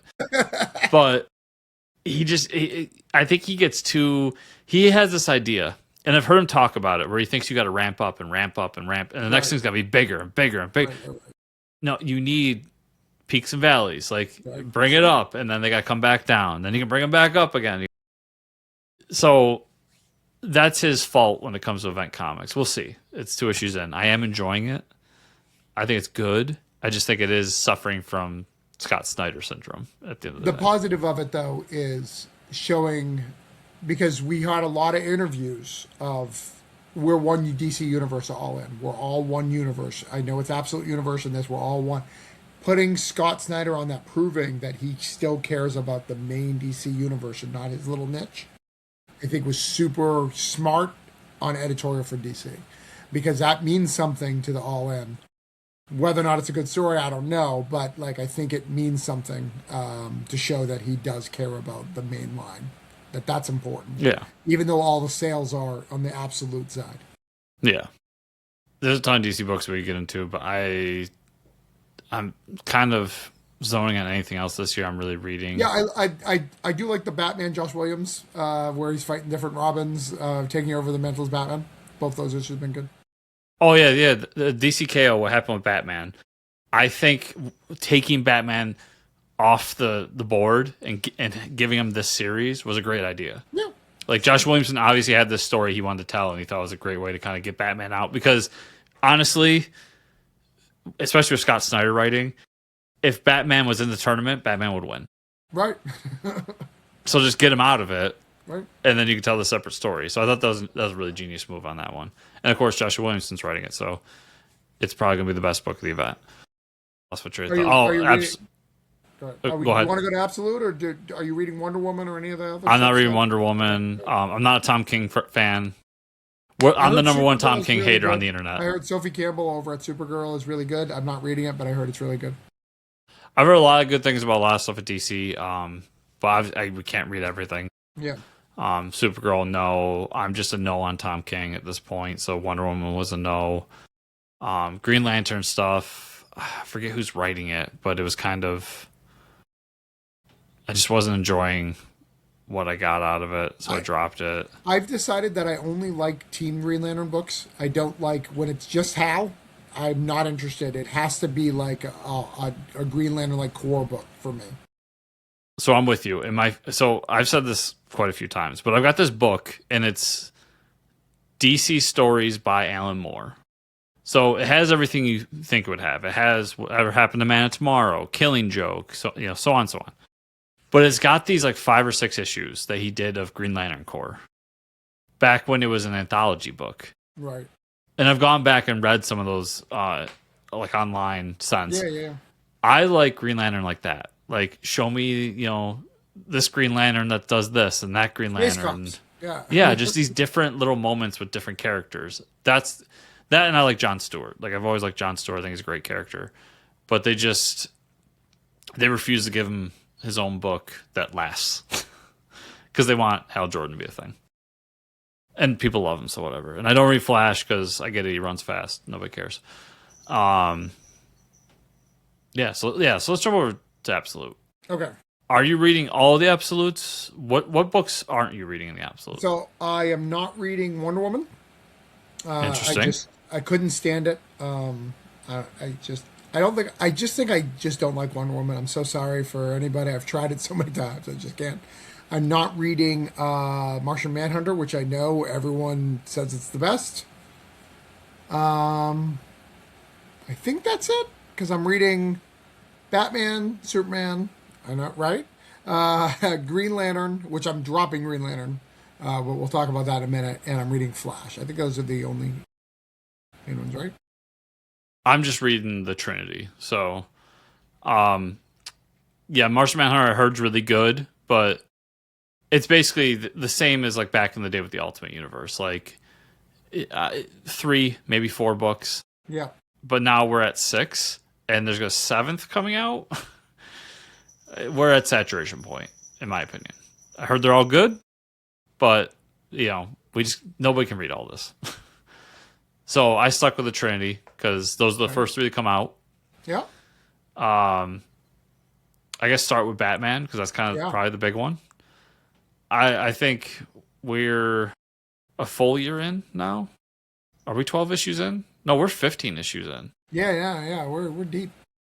I didn't read the last issue though, and that's the big Joker issue. But I think it's been really good. I love the twist with Bane kind of creating the whole Rogues Gallery. I love that fight. I love clever. The Bane thing is, I don't think people are going to give it enough credit in years to come. Like, making all of these people who are on the same caliber of Batman being made by Bane is genius, and the main line should have grabbed that years ago. Like, it's so good. It's so good to tie this one guy into testing and making all these really cool people. And what's great about it is you can add a new character any day and put it into that mythos like that. So good. Yeah. And just the new designs for the characters, like how Killer Croc looks like just freaking sweet. Mr. Freeze Penguin was looks so all good. mangled and fucked up. We're gonna see how Two-Face comes out, but right now he's like half bandaged. Yeah. And I like that it's like half here and then half over here. What's going on with Riddler is interesting. I can't really tell where he's gonna land at the end of the day. Obviously, we all love the Alfred twist. Right. Well, and then because you did read the Bane issue, like the not trust of Alfred, like we finally see that he doesn't fully give Alfred all the information, which is very Batman, because our Batman would not trust that Alfred. Yes. Right? So showing that this Batman also has those same distrusts to this Alfred is great. I love it. It's really there's nothing I can say bad about it. Yeah. There's just a lot, and I love, as a animated series fan, I love the addition of Killer Croc. Like that moment of him going for the world championship. Obviously, it's MMA in this one, not boxing. But I'd always referred to Killer Croc Morgan, the world champ, from that. I love that moment. I thought the annual got a lot of conversation. Big controversy there. The backup story was whatever. We can move on from that. The main story that Danny Warren Johnson did. Yeah. I think what I said from the beginning was this was a take on an old Batman annual. So the people were complaining that this isn't Batman. Literally, Batman did this. But also, I think the way he weaved that story and added in the priest, that kind of added the other side, where like maybe just beating the shit out of him isn't the answer, was not only a great thing to tell people, but just made such a great story for that issue that kind of took it away from the controversy in a lot of ways. That made me happy. I think the controversy is bullshit. I think it's so weird that we can't punch Nazis anymore. It's just weird. Like that's a controversial issue. Like it's fine. Your bigger issue should be that Batman clearly killed a few people. Like, that should be more of your issue with that book. There is no way people live through that. Agreed. I love the dichotomy though, and this is where me and you will differ in this. And I won't get into a political conversation because I disagree with that, what you said there. But okay, sure. The priest coming and showing love and care for those people, and not just saying I'm going to punch you for this, but I'm going to care for you and try to change your life and your mind, I think was a great message. Yeah. And I think is the correct message from my point of view personally on all this. Yeah. And that's what I loved about it, is the controversy came from ignorance, much like Nazism. And it wasn't written as a hateful issue. No. They did try to paint it out. I do think there are pages there of Danny Warren Johnson taking out his frustration on people he doesn't like. Don't get me wrong. There's like at least 4 or 5 pages of him beating the shit out of people.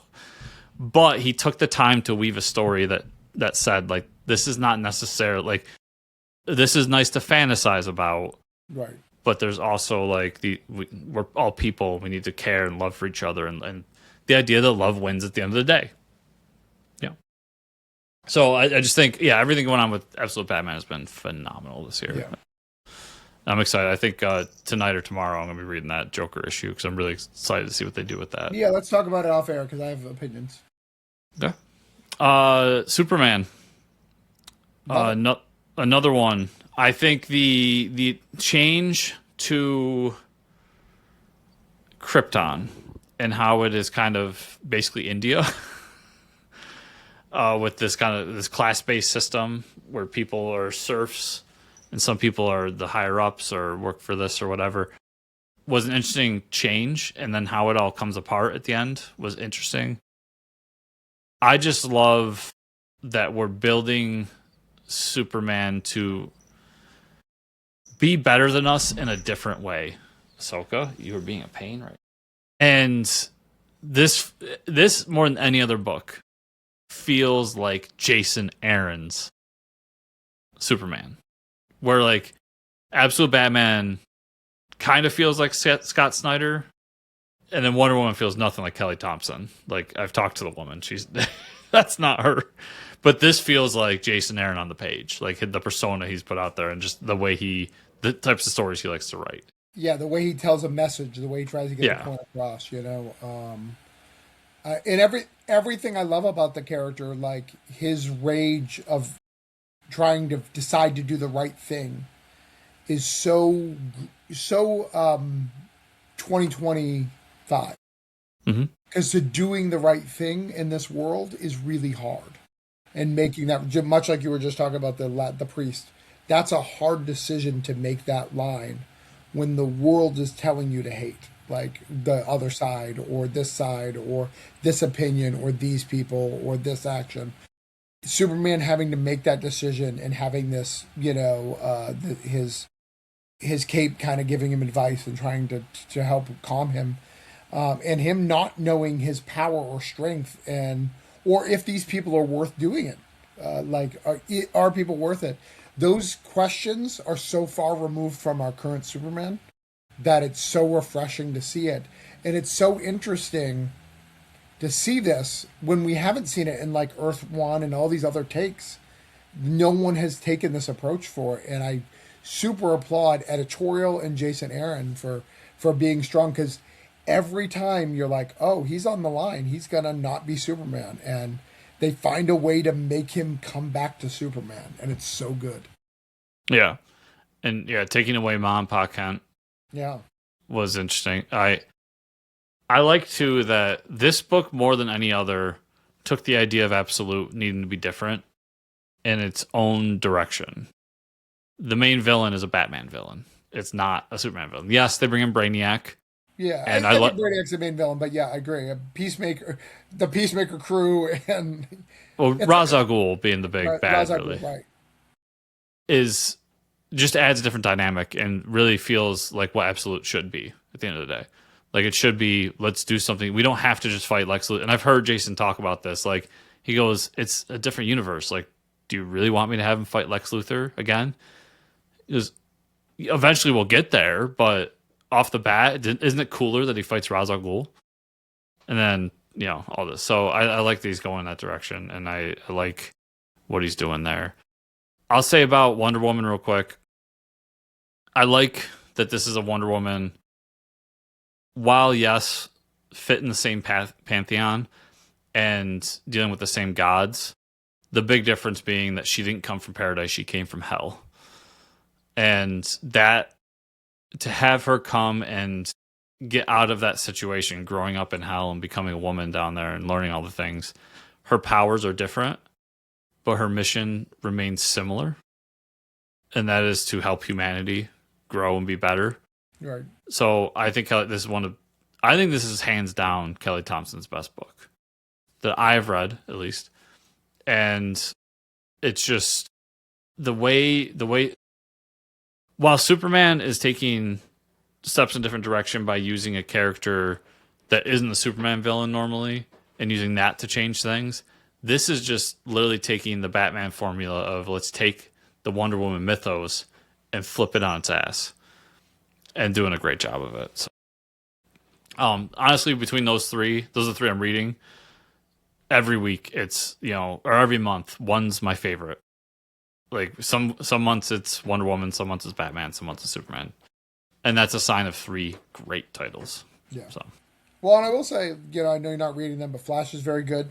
The Rogues are doing it very different. They're building a mythos and stuff. Green Lantern, it started out strong, but it's there's just a lot. Al Ewing is not. I know he's a long writer. You've got to give him a lot of runway, but I'm sick of giving him runway, and I'm kind of done. So I'll say, I've never been a big fan of Al Ewing. Okay. I think he had a good Hulk run. Sure. But I thought it meandered after a while. I know a lot of people disagree with me on that. But since then, I just haven't seen anything that's really pulled me in. And this is the problem, is you say he needs a long run to get you in. I don't have a long run to get me in, dude. Yeah. Like, you have a Too many couple books. issues to get me in. Yeah. It's too many books. It's just, yeah, there's too many books. And especially when we're talking about the month-to-month comic shop books, Yeah. you have one or two to Yeah. get me in. Unfortunately, for people like yourself on the more indie side, you have one to get me in. But just because of how long it takes in between issues. But that's my issue with him. And when I saw he was writing Green Lantern, that just gave me another reason not to pick up Green Lantern, Yeah. being honest. Sure. Although I've heard good things. Like I said, I've heard good things. But so that's pretty much DC. And I think for their future, they're more up in the air. They're doing a lot of crazy things with this new initiative. I like that they're bringing back Legion. I like that they're giving some B characters the shine. We'll see if it works. Outside of that, I don't see a whole lot changing next year for them. They seem to have their staple and know where the pieces may lie. The only one I might see changing is it wouldn't shock me if Joshua Williamson leaves Superman next year. Other than that, I can't really think of a big name that's going to move off a book. Yeah, well, and they're building people, right? Like a Dan Waters, they're cultivating him and building him to what he has. And this isn't even counting like people they have who they're just letting him do. Like they have Rosenberg still, like Matthew Rosenberg, not putting him on anything, but he's still they still have these. What I feel strong about DC is they still have like bullets in the chamber that they can pull, like to strengthen stuff. Where I don't think Marvel has that. I think Marvel is trying to stabilize the floor, where DC is like we literally don't have enough books to give all of our upcoming talent all the work that they deserve. Yeah. Well, I think that they're, and this could be a mistake, I'll be honest with you, but we'll see where it goes. I see Joshua Williamson stepping away from being the big architect, as I said earlier, and it feels like he's handed the baton back to Snyder. That could be a mistake, as much as I like Snyder. Just during those times when Snyder was doing that job, it felt like DC dipped story-wise. The difference, however, is you've got Mark Waid still there, and as long as Mark Waid's a voice, he's always going to be able to pull. Because remember, Mark Waid was doing Daredevil, and he was over at Marvel at the time. So I think that it's a little safer in safer hands now, because Mark Waid is literally Mark Waid is the only writer who has only got better as he aged. Like so everything's still relevant and good every time he writes. If my prediction is correct, and I'm starting to waver from it a little bit after the Superman Batman or Superman Spider-Man announcement, but if my prediction is correct, Mark Waid's gonna be a little busy this year, because I think that all these big crossovers are gonna come to some sort of event, like 4-issue miniseries, and I think Mark Waid's the man to do it. Another Crisis? No. Not DC Crisis Marvel crossover. Oh, maybe. So what I would like it to be is an amalgam book where they get all the amalgam characters together to do like a big event. So like Amalgam Infinity Crisis or something like that. But we'll see. I just think that there's something more than just these one shots coming. Sure. And I think Mark Waid's the man behind it. I was shocked at the Mark Waid because I feel that Dan Slott was the choice. I wouldn't shock me if Dan Slott's the one to do the Marvel version, though. I don't think so. I don't think so. I don't think Marvel would give him that because Dan Slott jumped ship. Unless it was done before he jumped ship, because they were still giving him stuff. Well, he only jumped. I mean, yeah. Still, because Spider-Boy, he had literally said at Spider-Boy, I was going to jump ship, and then I chose not to because they gave me Spider-Boy. I guess he really liked Spider-Boy, and then something else. And the Spider-Girl that he did, that I read the few issues that he did, and then dropped it as quickly as possible. All right. So we just spent 2 hours in the big two. Yeah. Let's just go through non-big two stuff, like some of your favorite stuff throughout the year. Go super fast. Yeah. Let's Right. Let's speed it up. I think Turtles is the best turtle run that's ever been done. Jason Aaron is the best there is, the best there was, the best there ever will be. Bold statement, but I really do. I think he gets it. Very upset that he's off the book, but I think that storyline was exactly what the Turtles needed. It's the best. That was a quick exit. I thought that was weird. Yeah, I mean, it was a year, so it was probably a year contract. I'm guessing they couldn't afford him. That's really my guess, is the sales didn't go up enough to justify a Jason Aaron price. Yeah, I wonder if you gave him 3, how well if you would make that money back in the long run. Yeah, I think you would. But yeah, I'm very disappointed. The new guy was great. The first issue, it was fine. Jinlin Yang is phenomenal writer. I love him. It was a good issue. I Jason Aaron had some stuff. Like, Jason Aaron's really good at making something stupid and me thinking it's still good. Like, the stupid mutant hybrid end boss of that would be something if another writer wrote, I would be trashing because I hate that shit. But he's very good at making the emotional pull of it. Transformers, obviously a great fucking book. So good. So good. And it's so crazy to even think that Kirkman coming back on it didn't lose a beat. Like, you could just feel Kirkman's love every issue. I'll jump in real quick. Jason Aaron with Bug Wars. I really love that book. Yeah, great book. Yeah. And then on kind of the similar as the Transformers, Void Rivals is a book that doesn't get talked about a lot. That's it's not one of my favorites of the year. Don't get me wrong. They took Connor Hughes from Indies from our Kickstarter. That's why we're mad. Yeah, but it's such a fun book, right? And it's pure Hickman comics, like it really is. So if you're enjoying Transformers stuff, I would definitely recommend that. And I am trade waiting GI Joe, so I thought you were reading GI Joe as it went. No, I'm trade waiting it. So yeah. Other stuff for indie, Battle Beast, The Return of the Invincible Universe. That book is a book that I needed. Like, there's nothing like it, of just a fight, no morals, just fighting. Like, this is why people love Conan, right? I don't really dig Conan, but it's the same type of vibe of just like, let's fucking fight and let's have it bloody. Ryan Otley doing his best work he's done. It's so fun. Agreed. I love being back in that world. It fills my heart with joy, and just in any way to be back in that world.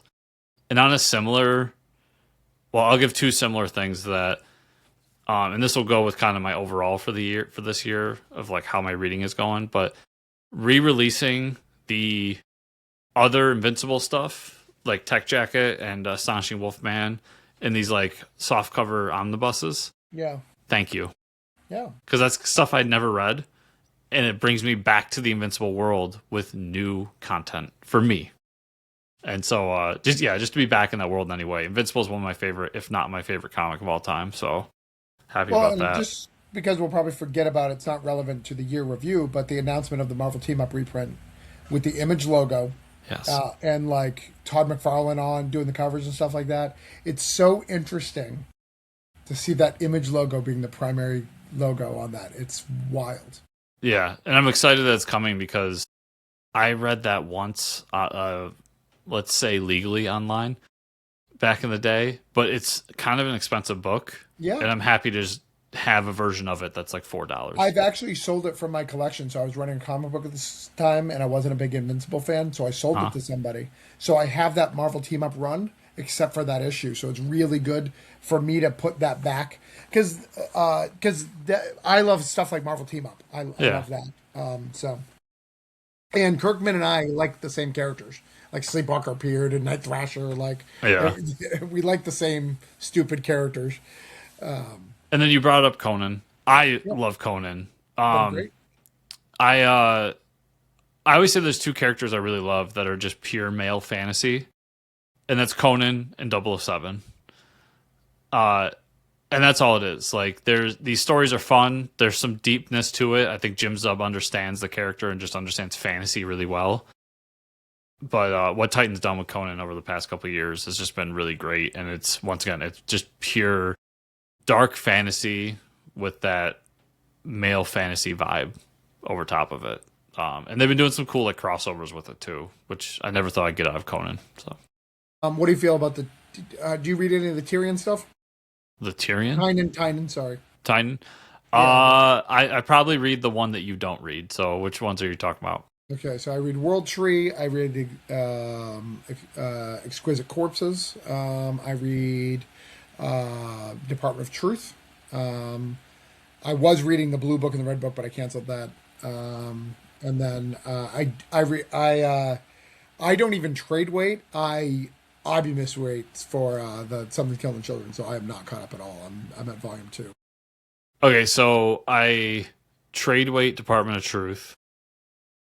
So I love that book. Blue Book, Red Book is my favorite thing that Tinian does. So that's why I laughed when you said he canceled it.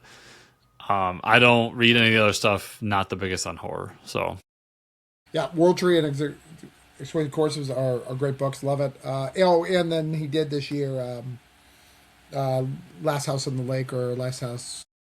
I don't remember. I still got to finish. House on the Sea, right? Yes. Right. That was part of the new Vertigo announcement. Yeah. The second part of that. Yeah. He did that book. I think I never got the last couple issues. The Santa Killer book. How was that called? Deviant. Deviant. Yeah. You should buy those. Here's the big negative. That book needs to be in one trade, and it's 2 trades. That book is you need to read in one. I was getting that feeling from it because I was liking it. Tinian does this a lot. A lot of creators do this now, and I hate it. But like, it got kind of delayed in the middle, where there was this big gap in between the story. Like 4 months or so, yeah. And I think I got it for an issue or 2 after that, and I fell off just because you lost me in that time. But I was enjoying where that story's going. I just don't know where it ended. You probably didn't get it, or maybe you did. Did you get Spectres? Okay. So that's really good. That obviously Brian K. Vaughan coming back. Something you should definitely pick up. It's the first book that I've read in a long time that's actually an original graphic novel. Like it is meant to be read in one sitting. Mm-hmm. It is not meant to be read in chapters. It doesn't have breaks. Doesn't have pauses. The story keeps going. It's very interesting in that, and it's our friends. We have friends with Pat Chan and stuff like that. It's really like if more books were like that, where they were doing explicit content, I would be more okay with it because there's a message behind it. What other do we have for independence? I'm trying to think of IDW. Mad Cave. What do we get over at Mad Cave? So Mad Cave, honestly, they've been doing some really cool stuff, but their IP this year was really great. Dick Tracy's one of my favorite books in a long time. Like, I love me a detective book, and I think that Alex Segura and Michael Moresi built something cool out of an existing IP.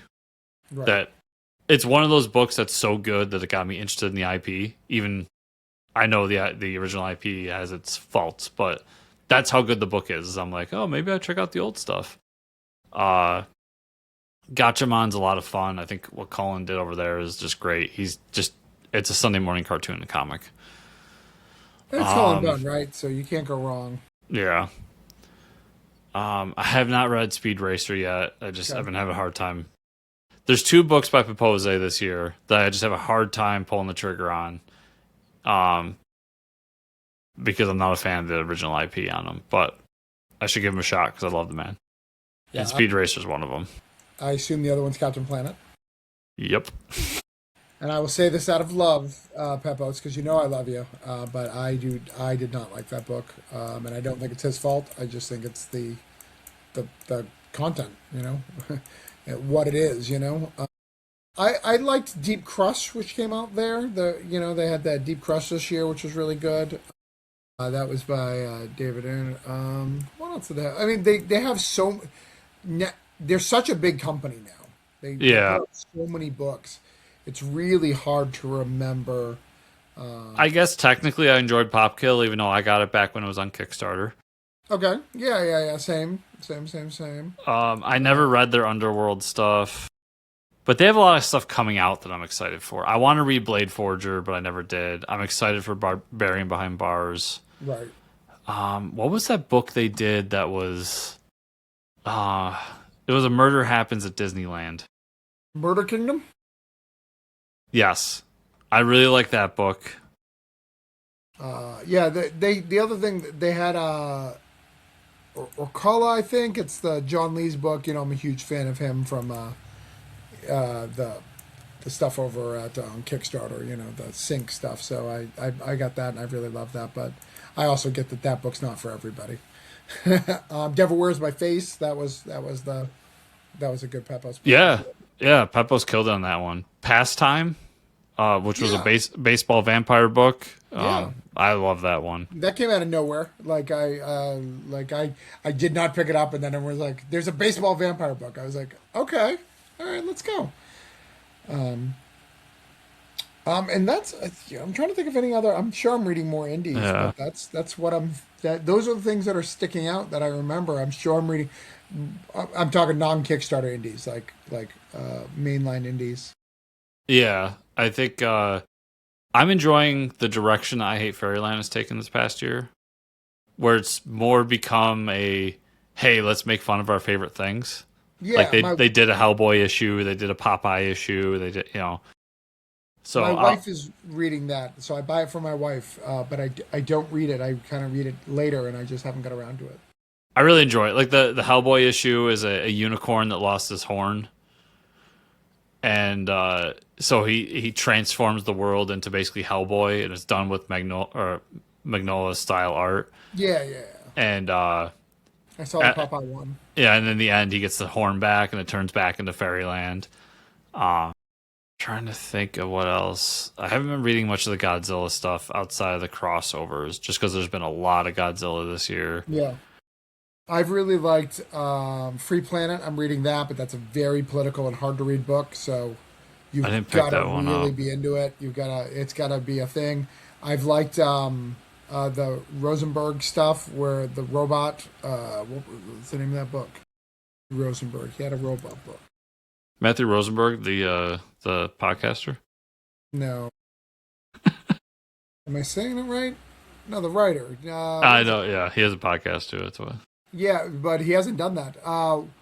We'll take everyone down with us. That's it. We're taking everyone down with us. I highly recommend. I think if you didn't read that, Chris, I think that book's right up your alley. It's a James Bond kind of book. It's very, very good. It's about a supervillain who has a daughter, but he hasn't told his daughter that he's a supervillain, and then he becomes a robot. But he's got a James Bond that's after him. But that James Bond is also an asshole, so he's not a good James Bond.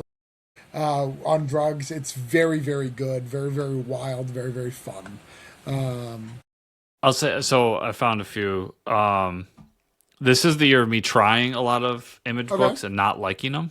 Okay. So that's been kind of I think where my head's at, where I think I don't read a lot of image books, but pretty much everything that Jeff Johns is doing with Ghost Machine. Yeah. Oh yeah. Of course. Ghost Machine. Yeah. Just phenomenal shit, man. Yeah. Geiger, Rook. Rook has become one of my favorite books. Love Redcoat. Geiger's good as well. I think the Massiverse is still going strong. It obviously hit a peak, and now we're kind of in a valley. I enjoy what the storytelling is going with there. Oh wait, Undiscovered Country ended this year. I dropped that a long time ago. Yeah, not a really much talked about book because it's very convoluted and weird, but I did enjoy it. And the other one that I'm thinking of, what is it called? The Devil's Book. The two devils Charles Soules is writing. What is it? Yeah, that was really good. Damn it. Lucky Devils. Lucky Devils, yeah, that's been very, very good. Loving that. Oh, and throwback to when him and Ryan Brown get together, I'm there. It's a great. And the only good Daredevil that came out this year was his. He did that 3-parter. I forgot about that. That was a great. Yeah, that was a great series. Yep. But yeah, a lot of good stuff. And then the obvious stuff for me, like I'm still enjoying what Marvel's doing with Star Wars. But what this year has really become for me is I find myself doing more trades. Okay. and kind of waiting for story, especially indie stories, to end. And I know that's not great for indie creators because you want the money. You want the issue to issue so that you can keep making the book. But I found just the way my reading's been going, it's better for me. And then this also is the year, I feel like it's ramped up more, of the softcover omnibus. Yeah. So I've got more omnibuses upstairs than I could probably read. Like all the Invincible stuff, the side Invincible stuff, and softcover. This is the year I finally read Six Gun in a softcover omnibus and really loved it. The first, so it's the first volume, which is 20 issues plus the 5-issue series about the gunslingers. Yeah, I couldn't put it down, man. It's some of the best comics I've read in a long time. It's good. I just got that Jim Starlin book in the mail, Dreadstar. The first omnibus of that came out, so I'm excited to jump into that. I just think that is the perfect format for comics right now, for old comics to come back. Great price point, a lot of comics in one issue. So that's kind of been my jam recently. I just bought Why the Last Man for $15 at an Ollie's. It was the first volume, 30 thing, and I was so happy, so stoked. But yeah, so I think all in all, it's been a really great year, even if my reading's dipped a little bit this year. It's been really good.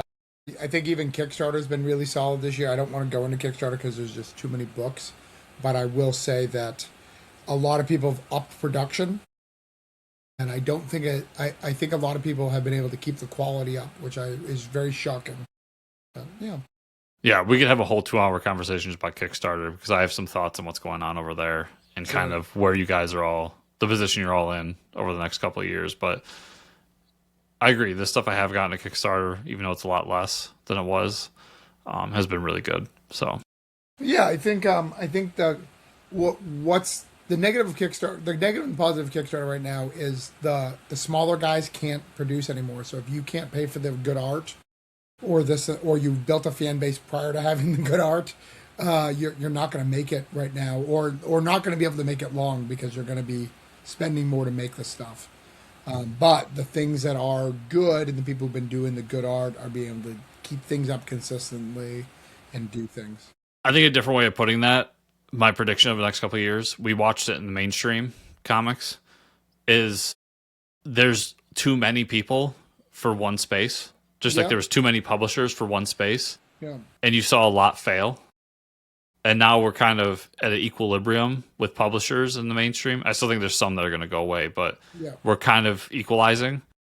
And I think you're going to see that over the next couple of years in the Kickstarter space, where absolutely. The people who have been around or the people who have a steady fan base are going to stick around, and you're going to watch a lot of people disappear. And that's unfortunate because you never want anyone to fail. Right. But at the same time, that's, that's just the way it is. It's commerce. Yeah. But just like the people who made Kickstarter before it, they'll find a new avenue where they can dominate and be that big. We live in a boom and bust cycle. So we were at a boom. We're about to hit a bust. And I think we're in the bust. I think we're about to hit a big bust, though, where I think you're going to watch the bottom fall out. And people like where you're at, who are kind of getting by right now, I think you'll see that hopefully go back up to where it was because there'll be less people doing stuff. Yeah, but absolutely. We'll see. But Travis, man, I can't appreciate you enough for doing this. No, I look forward to this every year. I actually brought it up to you. We had another show. You wanted to talk about Summit, and I was like, we have to do it. Like, I think this is important. And there's nobody who I love to talk about comics more than you. So I appreciate it. I appreciate that. And we're probably going to be doing this again because we got to talk Summit Comics soon. Summit Comics coming out in January, yep. So we'll definitely be talking again soon. I'll bring some crews, though. We'll bring some people so you don't get bored with me. But if people want to follow you, where's the best place to send them? You don't currently have a Kickstarter going on, right? I don't. No. But you will possibly tomorrow as this launches. No, Thursday. I said Thursday, not Tuesday. Yeah, well, we launch Wednesday, so tomorrow. Yes, yeah, probably tomorrow. Yeah. It's the magic of podcasting. If I get a cover, we're launching. But yeah, and that will be Holiday Spirits Monster Special. So if you want to get that, you can find me at Travis Gibb at Substack.com. That's probably the best. You can find me on Facebook, Travis Gibb, OrangeConeProductions.com. If you want to buy any of our books, we're actually running a sale to the end of the year. All of the Cthulhu trades are $20. Really good deal. So if you want to get the softcover version, not the hardcover, well, I'm running that to the end of the year. So if you want to catch up on that. And also, this has been a really good year for me personally as a comic creator. I finished 2 series, Voodoo Nations and A Granite State Punk. So if you want to know who I am, if you've been listening to Chris's podcast for a long time, you want to know and see a complete series from me. As Chris said, it's sometimes really long. Chris has been there since the beginning, so he's waited 5 years for these things. You don't have to. You could read complete stories and see what I'm all about. I recommend Granite State Punk. Thank you. Appreciate it. Everybody definitely pick that up. First of all, we got 2 more episodes for the year, so we'll be doing some more stuff with Mike in the next coming weeks. This guy, Mike, I'll talk to you more about him later. I heard about him. But I just want to say, I know I took some time off from what I was doing at Substack. It's relaunching here in the new year, but some people are still following the Substack, and I appreciate you for doing that. So, keep doing that. That's chriscomicscorner.substack.com. Been really cool to get notifications that it's still growing, even though I haven't posted in a few months. And if you want to follow me, you can go there, or you can go on social media. That could be X, Instagram, Blue Sky. I'm there at Fortress Chris. And then you can follow the show at Fortress Pod on X, or go to fortresscomicnews.com. And to support the show, please, 5-star reviews everywhere. That's the big thing you can do. Costs you nothing. You hit a button. It means the world to me and does a lot for the algorithm. And if you're watching on YouTube, you should know to subscribe to the channel, like the video, comment down below, all that. And if you want more, you can head over to patreon.com/fortresscomics. Thank you all so much for listening, and we'll see you all here next week.